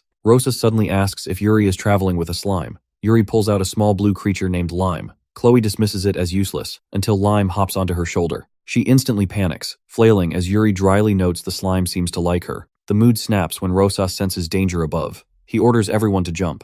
A golden beam crashes down, obliterating the carriage and horses in a fiery explosion. Smoke clears as Yuri's appraisal skill activates. The attackers are C-rank wyverns and they're tamed. Someone is controlling them. Rosas splits the team. He and Aisha take the right. Yuri and Chloe head left. Yuri suggests distracting the flyers while Chloe prepares magic. She shuts him down, refusing orders from someone she hasn't acknowledged. Blue ether swirls around her arm as she casts Hail Spike Cannon. Massive ice shards launch skyward, skewering the wyverns and pinning them to the ground. She lowers her hand with a smug smile, while Yuri silently admits she lives up to her rank. A roar shakes the clearing. A massive meteor wyvern descends, red eyes glowing. Yuri confirms it's B rank, and also tamed. The real threat is whoever commands them. Aisha and Chloe combine their power into a dual-colored beam aimed to finish it. The wyvern counters with a blazing sphere of fire that explodes across the horizon. As flames rush toward them, Yuri calmly calls Lime. The slime expands instantly, stretching into a massive translucent form that swallows the inferno whole. The fire ripples harmlessly inside its body. Rosas charges forward, using the expanded slime as a shield. He slams down with crushing force. Yuri follows, blade glowing blue. He layers advanced spells, releases a long-range slash, and cleaves through the battlefield in one fluid strike, ending the wyvern. Silence falls. Chloe mutters it must have been luck, pride clearly shaken. But their problem isn't over. Their horse lies badly wounded, and they need to reach the Western Highlands before sunset. Lime can't carry 4 people. Yuri kneels beside the horse and activates intermediate holy magic. Emerald light pours from his hands as wounds close and breathing steadies. His companions stare, stunned. When the glow fades, the horse rises stronger than before. They mount up and gallop. The speed is unnatural. Yuri explains he didn't just heal it, he enhanced it with enchantment magic. The forest thins, light breaking ahead as they burst from the trees. At the hill's crest, they stop. Below them, the air burns in a hellish landscape of scorched earth and flying embers. In the center of the wasteland, a massive, gnarled tree burns to the ground. Right beside it lies the shattered skeleton of a massive dragon. 3 high-ranking adventurers stand victorious over the bones. A purple-haired mage named Asha scoffs at the dead creature, calling it a pathetic weakling. Her white-haired elven companion immediately feeds her ego, bragging that even an end dragon wouldn't stand a chance against their party. But their red-haired tank isn't celebrating. He tightens his grip on his heavy shield. The magical energy in the air is rapidly spiking striking. Standing slightly apart from the arrogant trio, a black-haired swordsman named Kale narrows his eyes. He just wants to end this quickly. Suddenly, a bright purple glow pulses from the dragon's skeletal hand. The creature's empty eye socket ignites with a piercing red light. Kale's eyes widen. He realizes the beast is still alive. He screams for everyone to get down and violently shoves his companions out of the way. The skeletal dragon rises from the crater, crackling with dark purple energy. A blue system window flashes into existence, identifying the beast as an A-rank skull dragon. But the most terrifying part is its status. It says tamed, wreathed in purple lightning. The undead beast lunges at the party. A massive wave of pressure slams into the adventurers. The system identifies it as a howling attack. The sheer force of the aura instantly paralyzes the mage and the elf, dropping them to the dirt. They can't even twitch. Kale looks down at his own trembling hand. A heavy red aura presses down on him, trying to crush his will, but he manages to stay on his feet. He realizes this isn't a random monster encounter. Someone is actively trying to slaughter them. Kale looks up past the raging dragon and spots two figures standing on a distant cliff. He demands to know who's pulling the strings. The lead figure steps forward, revealing a muscular, red-skinned orc with dark horns. A system window identifies him as Yuri Azawa, the 12th general of the Demon King's army. Yuri looks down at the struggling humans with absolute contempt. He taunts Kale, claiming the previous fight was just a warm-up, and orders his tamed dragon to wipe them out. As the massive skeletal beast descends on the cowering party, the tank desperately raises his shield, bracing for the end, but Kale steps forward. He realizes Yuri must be after the same thing he helped secure last time. Kale drops into a low crouch. His black hair and dark eyes suddenly ignite with a blinding blue light. Intersecting lines of pure blue energy map out the air around him. With a single explosive movement, Kale unleashes a devastating Shining Mill magic attack. A massive blast of blue light violently slices through the air. The attack completely shreds the A-rank skull dragon, cutting its massive skeleton into hundreds of tiny pieces. The bones explode across the fiery crater. The three paralyzed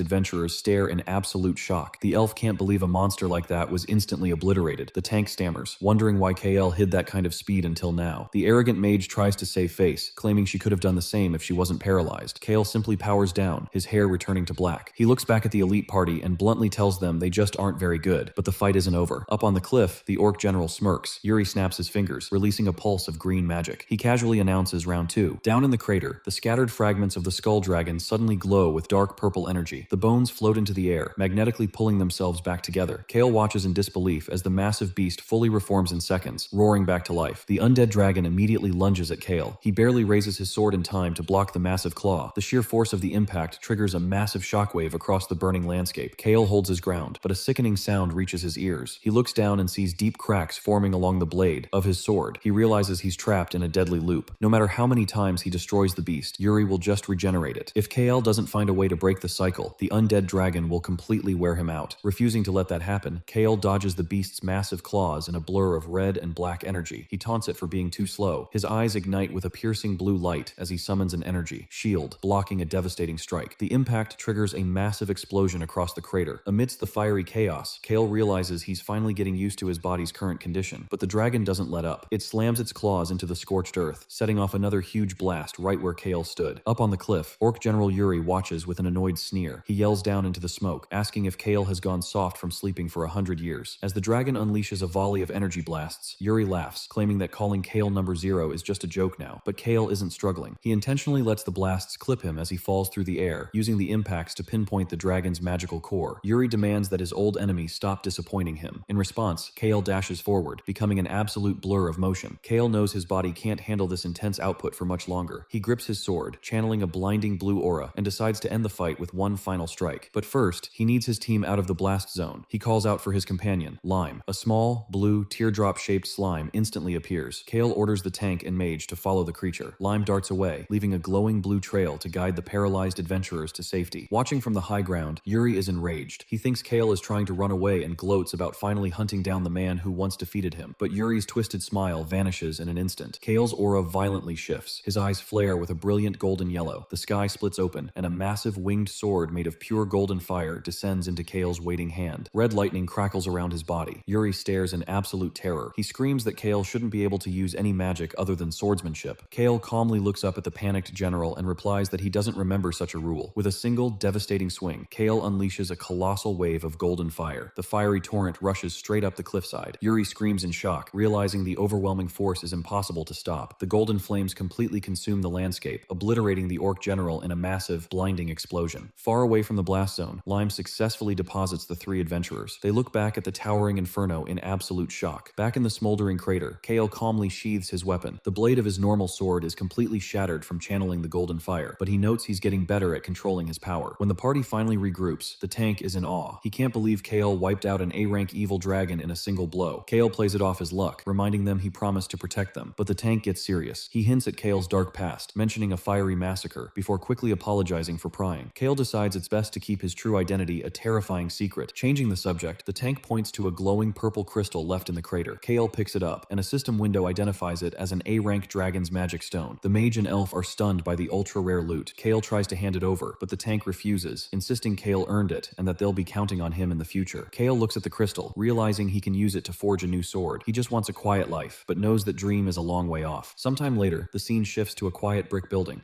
Sunlight streams through a bedroom window where Kale is fast asleep. A soft noise wakes him up. He groggily calls out for Lime and turns over.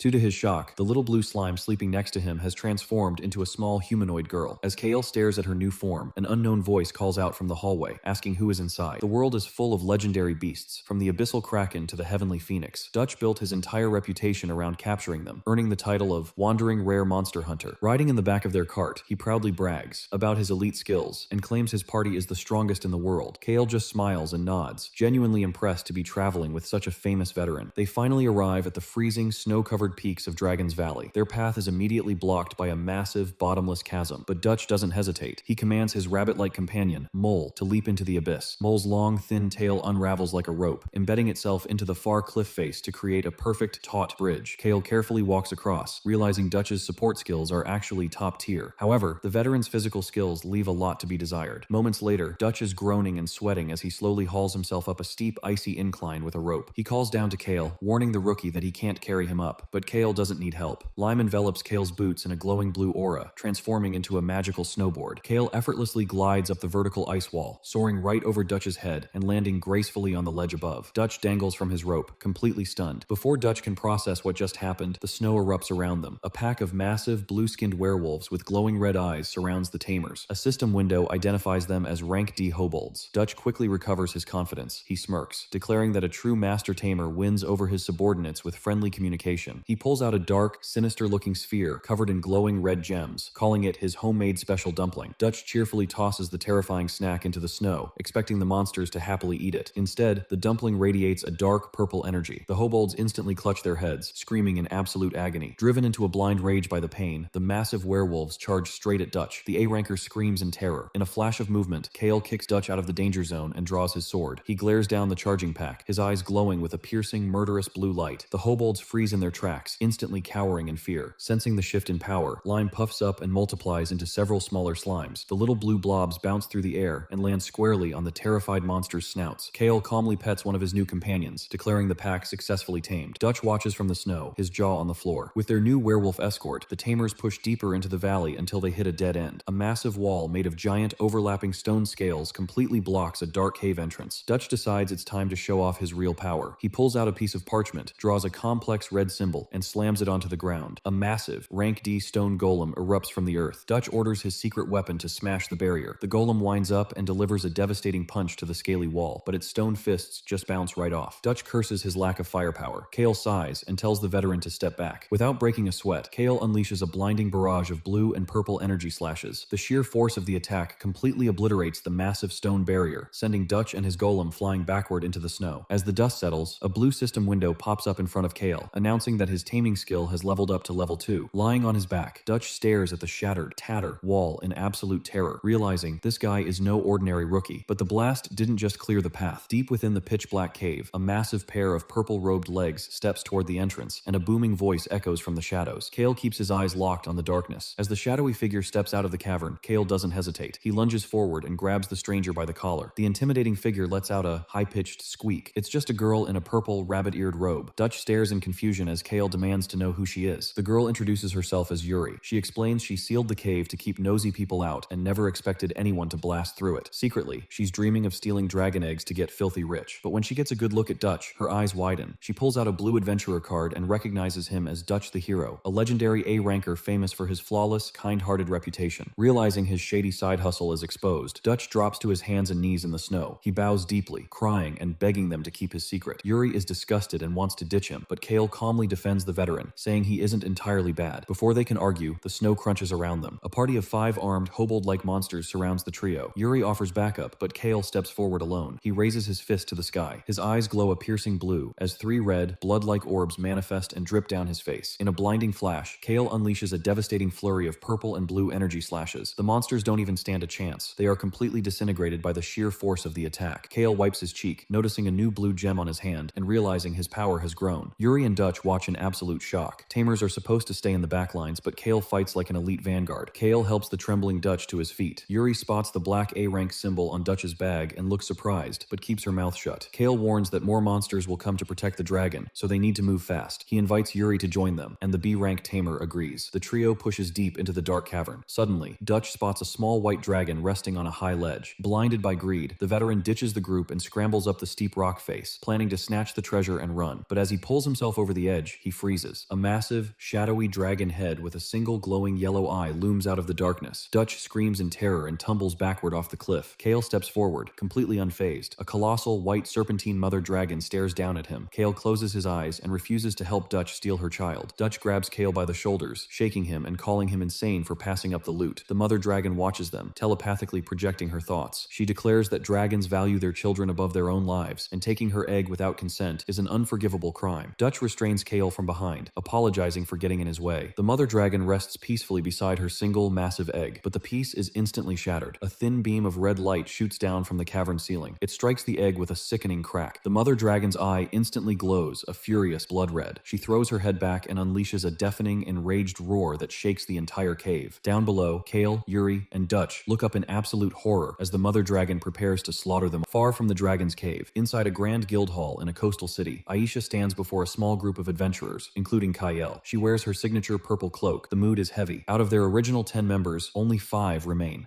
Aisha grimly reveals that in just 1 month, 3 members died and 2 retired. Kale's expression hardens, fully grasping the lethal reality of their profession. But Aisha quickly claps her hands, shifting to a cheerful tone. She holds up a large brown sack and announces their training for the day, picking up trash. Out in the cobblestone town square, the group gets to work. While a sideburned adventurer loudly complains about the menial labor, Kale simply drops to his knees and starts cleaning. Up on a balcony, Aisha watches him closely, hoping to teach him a lesson he desperately needs. Deciding to just get the job done, Kale taps into his agility. He zips across the square in a blur of blue energy, instantly filling his sack. A young boy and his mother watch in awe. Kale smiles and pats the boy's head. Inspired by the adventurer's humility, the boy and his mother start picking up trash too. The positive energy spreads like wildfire, and soon, the entire town square is filled with citizens helping out. Even when a group of rough thugs scoff and flick a cigarette butt onto the clean street, Kale doesn't get angry. He just smiles and cleans it up. Aisha walks over, praising Kale for inspiring the town. She tells him to observe the people around him. Suddenly, Kale's mind flashes back to a dark memory, a vision of the red-skinned demon general, Yuri, standing in flames and calling him her contractor. The memory triggers an epiphany. Kale realizes that true respect isn't just won with a sword. It's earned by being a local hero who uplifts the people. He admits to Aisha that he had only been thinking of himself. Later that day, the inspired young boy runs through the streets with a wooden toy sword, eager to clean up more trash. But he accidentally bumps into the leg of a towering thug with a blonde mohawk. The thug and his bald friend laugh cruelly. They mock the boy's dreams, kick him to the ground, and shatter his wooden sword. The boy's face crumples in tears. Suddenly, a shadow falls over the bald thug. Kale appears out of nowhere, holding the exact cigarette butt the thugs had dropped earlier. He calmly points to a nearby bin and tells them to throw their own trash away. Enraged, the mohawk thug cracks his knuckles and lunges. Kale doesn't even flinch. He delivers a blindingly fast punch, knocking the thug off his feet. As the thug hits the ground, Kale's hand ignites with intense fire magic. He coldly says, "Here's your cigarette back," and unleashes a massive torrent of flames that completely engulfs the thug. The man screams in agony as he burns. Terrified, the bald thug turns and runs for his life. Kale's other hand glows with green energy. He casts wind pressure, sending a devastating blast of air that launches the fleeing thug into the sky. Kale stands over the smoldering remains of the first attacker, declaring he was born from the sin of littering. The young boy stares up at Kale, completely starstruck. Night falls over a barren, rocky landscape outside the city. Aisha walks alone under the full moon, wondering where a certain someone has gone. Nearby, a silhouetted figure sits atop a large large rock. The mysterious hooded figure looks down at a severely battered and gruesomely burned man Anges. The disgraced A-ranker somehow survived the dragon's point-blank blast, but he is screaming in absolute agony. The hooded figure, its yellow eyes glowing in the dark, tells Anges that it saw the whole incident. It offers the broken man a second chance, asking what he will do if granted true power. Before Anges can answer, the figure's cloak tears apart. A monstrously muscular being with wild white hair emerges, crackling with violent purple energy. The monster smirks down at the ruined adventurer. "You've Adama. I didn't think I'd find you this soon." Meanwhile, inside a grand guild hall, a high-ranking guildmaster in heavy gray armor summons Kale. With Lime resting on his shoulder, Kale asks why he was called. The guildmaster smirks and offers him an A-rank quest. The subjugation of the Ogre King is a staggering 2 million gold. A blue system window details the horrifying reality of the mission, showing flashbacks of a massive green ogre slaughtering adventurers and destroying a local village. The guildmaster admits he's too busy to handle it himself and recommends Kale for the job. Kale sighs, thinking it sounds like a troublesome ordeal, but he accepts anyway, figuring the powerful monster will make a perfect meal for Lime. Heading into the dense forest toward the target location, Kale spots a familiar face hiding behind a tree. It's Phil, the pigtail-wearing girl from his training group, now fully geared up as an adventurer. She nervously admits she took the quest too, revealing that the target location, Morong Village, is actually her hometown.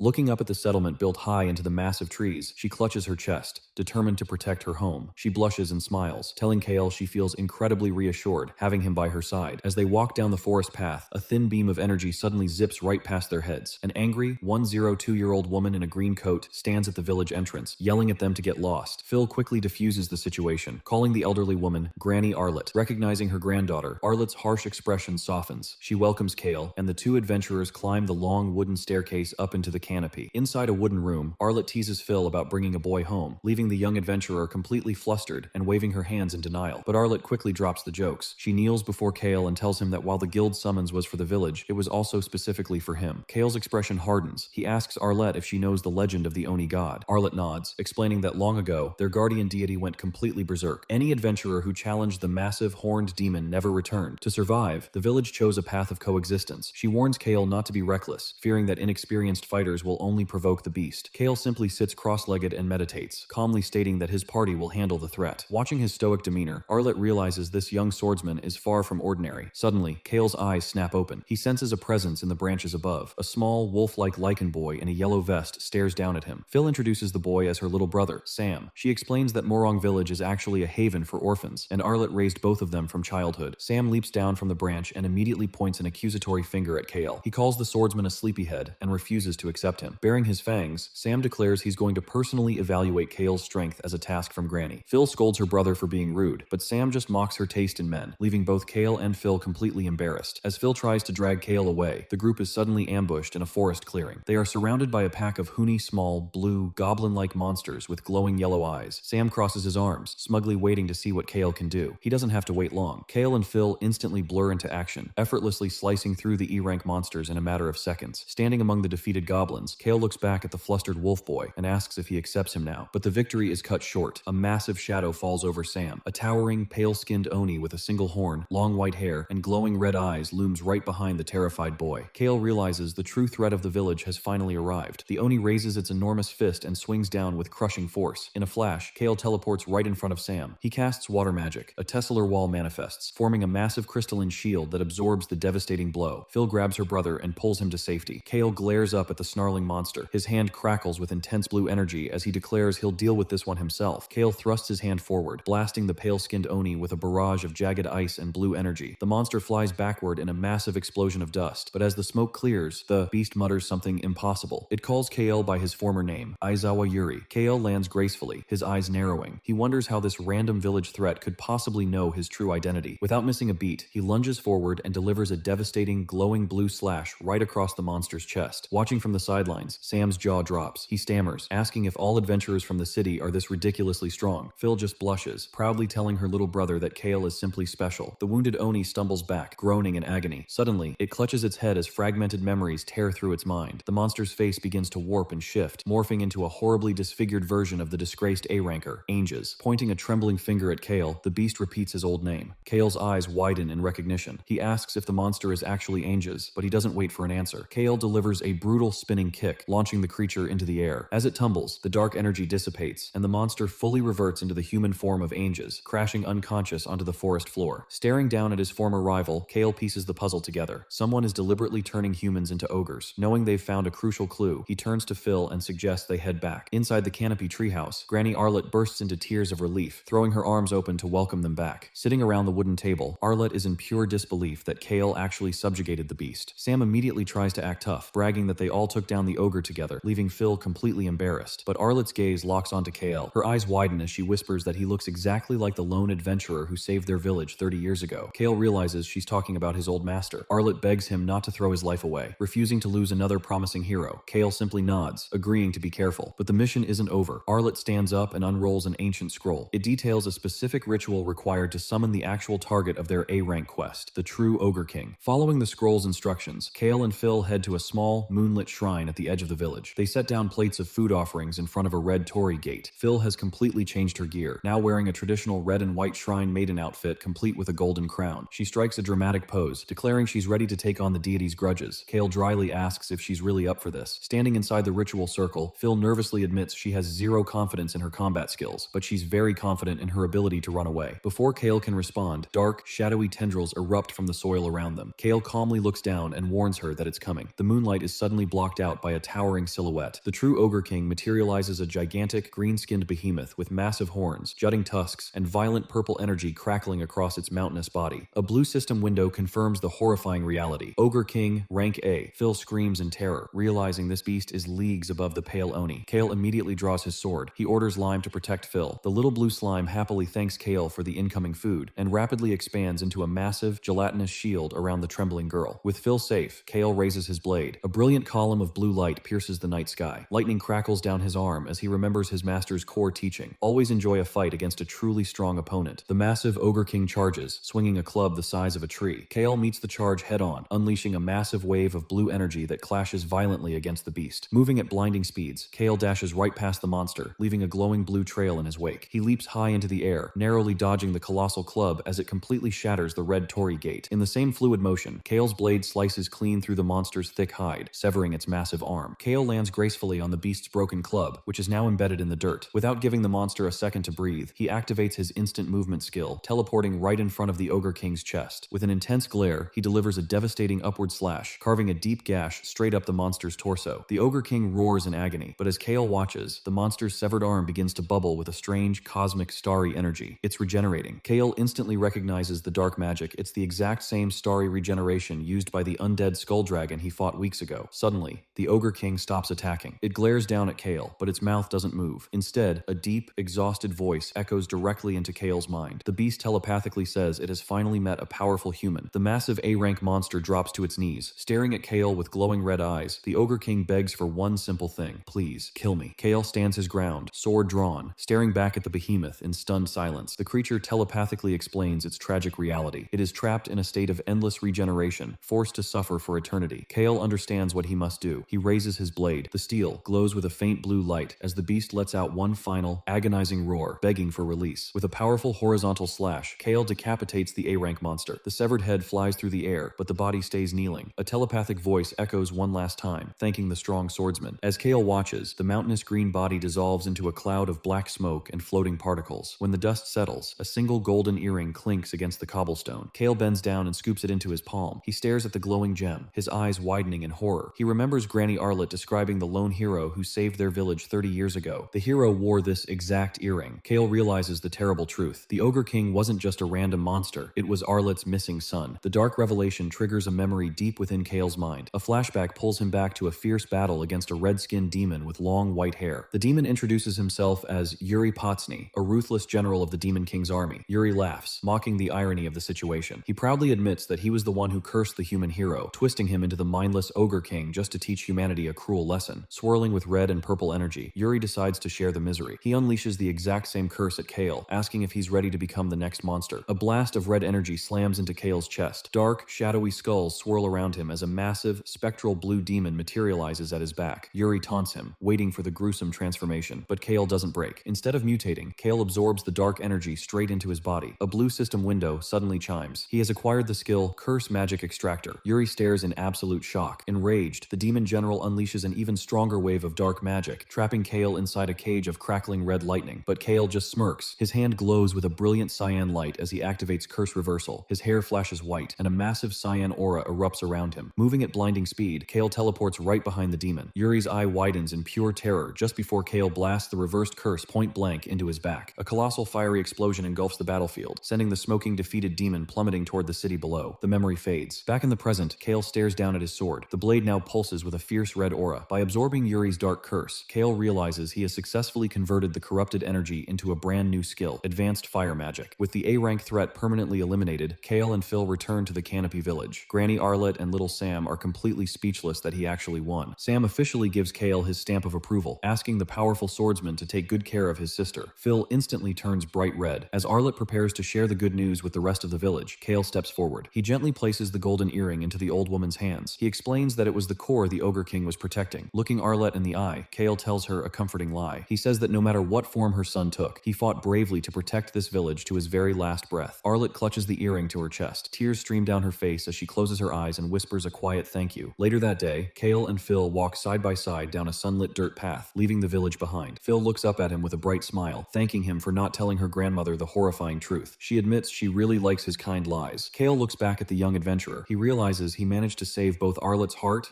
and her son's soul. As they continue down the road, Kale reflects on how much Phil has grown. She playfully asks if he's complimenting her. Kale just keeps walking, leading the way to their next destination. Without warning, Kale finds himself submerged in a surreal, deep blue space. Glowing digital architecture floats around him like an underwater ruin. He stands on a set of stairs, staring up blankly and wondering where he is. Suddenly, a beautiful woman with long blue hair and a flowing dress appears. The white veil appears above him. She floats gracefully through the water, smiling gently as she tells Kale she has been watching him for a long time. She clasps her hands together and begs for his help. Her expression turns dead serious as she warns him that if he refuses, the entire world will face destruction. A swirling ball of blue energy forms beside her. Before Kale can even ask what she means, the water crashes in on him. He clutches his throat, desperately gasping for air as bubbles escape his mouth and the darkness pulls him under. Kale snaps awake, gasping for breath. He sits up in a sunlit in-room, finding Lime jiggling frantically on his face. Kale pulls the little blue slime off, realizing the underwater vision was just a dream, but it felt incredibly lucid. Sitting on the edge of his bed, he thinks about the woman's warning. The world getting destroyed would completely ruin his plans for a quiet, free life. Deciding he can't just ignore a doomsday warning, he resolves to investigate and heads straight to the local Adventurers Guild. Kale walks up to the guild counter and tells the cat-eared receptionist that he needs to travel to the city of Luminaria. The receptionist shakes her head, explaining that travel to Luminaria is currently heavily restricted. Adventurers are strictly forbidden from entering the city gates. Kale doesn't miss a beat. He bluntly tells her that he has to go, or else the world will be destroyed. Shocked by his deadpan warning, the receptionist quickly explains a loophole. The city is hosting a special night order entry test. If an adventurer passes the exam, they can enter the city as a new recruit. Kale realizes he has no other choice but to take the test. As he stands at the counter, a cheerful voice calls out the name Rico. Kale turns to see a woman with long red hair and a red cape waving at him. She recognizes him from the fake adventurer ID he's been carrying. Assuming he's also here for the night exam, she asks him to team up as her companion. Kale agrees, and the two head out into the crowded courtyard where the applicants are gathering. The redhead smiles, reminiscing about the old days, completely unaware that Kale got the Rico ID card from someone else entirely. As they walk, a young blonde girl in pink and white armor suddenly sprints through the crowd. She tackles the redhead with a massive hug, squealing about how beautiful her big sister has gotten. The redhead struggles to peel the girl off, introducing her to Kale as Alina. A blue system window confirms Alina is a B-rank adventurer. Alina glares at Kale suspiciously and demands to know who he is. The redhead introduces Kale as a strong B-rank adventurer she met a long time ago. Intrigued, Alina demands to see his adventurer ID. Kale calmly pulls out his card. Alina takes one look at the giant F printed on it and absolutely loses her mind. She screams in outrage, accusing Kale of making a fool out of her. She furiously points her finger at him, yelling that a trash F rank needs to know his place and stay far away from her big sister. The redhead frantically tries to calm Alina down, insisting that Kale is actually incredibly strong, but Alina stubbornly refuses to acknowledge him. The argument is cut short when a man in heavy silver armor and a green cape steps up to address the massive crowd. A blue system window identifies him as Brian Hawks, the night order captain in charge of the exam. Brian's voice booms across the courtyard as he announces the rules. The applicants will be thrown into a brutal 2-day survival test inside the Dead Spirits Forest. Only those who survive the full 2 days will be allowed to join the night order and enter Luminaria. Kale stares ahead, determined to clear the forest and reach the city. Right beside him, Alina grips a dagger pulsing with a dangerous purple aura. She glares at Kale, vowing she absolutely will not lose. As the 2-day survival test begins in the Dead Spirits Forest, Alina reaches her breaking point. She points a furious finger at Kale, threatening to fail him instantly if he drags her older sister down. The redhead frantically tries to hold the blonde girl back, begging her to calm down. Kale just stares back with a deadpan expression, silently admitting he can't blame her for being suspicious of an F-rank adventurer. Alina decides a practical test is in order. Right on cue, a massive white wolf with glowing yellow eyes steps out of the brush. A blue system window identifies the beast as Wankichi, a B-rank monster. The redhead leaps into action, telling Kale to show them his full strength. She effortlessly slices through a pack of smaller gray wolves with glowing red slashes, earning immediate praise from Alina. Sitting on the grass, Alina challenges Kale to match her sister's display. Kale decides he has no choice but to play along. He draws his serrated sword and channels a swirling vortex of blue and purple energy into the blade. The sheer force of his aura kicks up a massive cloud of dust and debris. Alina and the redhead stare in absolute shock. Alina reluctantly admits his raw power is incredible, even if his swordsmanship is completely unorthodox for a B-ranker. Kale crosses his arms and coolly tells the blonde girl that the test has only just begun, so she better watch him closely. Alina immediately looks away, blushing and pouting in frustration. Later, the trio stops by a rushing river to secure food. Alina leaps into the air, her daggers pulsing with a dangerous purple aura. She dives toward the water and effortlessly snags 2 large fish, proudly holding them up on her blades. Not wanting to be outdone, Kale decides to handle the rest of the hunting with magic. He raises his hand and a blue system alert chimes, confirming he has acquired advanced non-elemental magic level 1. Alina asks what he's doing, but Kale just tells her he's helping. He projects a massive, dark magic circle directly over the river's surface. Swirling blue energy churns the water violently before a colossal geyser erupts into the sky. Dozens of fish rain down onto the riverbank. Kale stands proudly with his hands on his hips over a mountain of fresh fish. The redhead smiles and asks Alina if she finally acknowledges Kale's skills. Alina just scoffs, crossing her arms and refusing to give him an inch. Night falls, and the group sets up camp under a crescent moon. Alina warns that the forest monsters become far more active in the dark, smirking as she suggests Kale might just doze off and get eaten. As Kale crouches to gather firewood, glowing red eyes suddenly surround the campsite. A pack of dark, wolf-like monsters closes in on the girls. Alina casually notes that her giant white wolf, Wankichi, seems to have brought some friends. Despite the danger, Kale just calmly tends to the campfire. This completely sets Alina off. She furiously points at him, demanding to know who he really is and why he's messing around during a lethal exam. She vows to expose him as a total fraud. The redhead quickly steps in, defending Kale by saying he just isn't taking the threat seriously yet. Once things settle down, the redhead sits by the fire with Kale. Calling him by his fake ID name Rico, she asks a deeply personal question. She wants to know why he originally joined the Night Order, and more importantly, why he abandoned it to become an adventurer. Kale freezes, having absolutely no idea how to answer for a man he's never met. Seeing his hesitation, the redhead's expression drops. Looking incredibly lonely, she apologizes for prying and quietly excuses herself to her tent. Kale watches her leave, realizing he needs to learn more about this Rico guy before his cover is completely blown. He walks over to the other side of the fire and sits down on a log right across from Alina. Startled, she defensively states that Wankichi is keeping watch so he can go to sleep. Instead, Kale asks Alina how she and the redhead first met. He plays it off by saying he's curious about Rico's old life in the capital. Alina's eyes light up. Blushing with excitement, she eagerly agrees, seeing it as the perfect opportunity to brag about how amazing her older sister is. Alina smiles and promises to tell him a very special story. A flashback begins, showing the redhead back in her night recruit days, standing victorious in a training yard duel.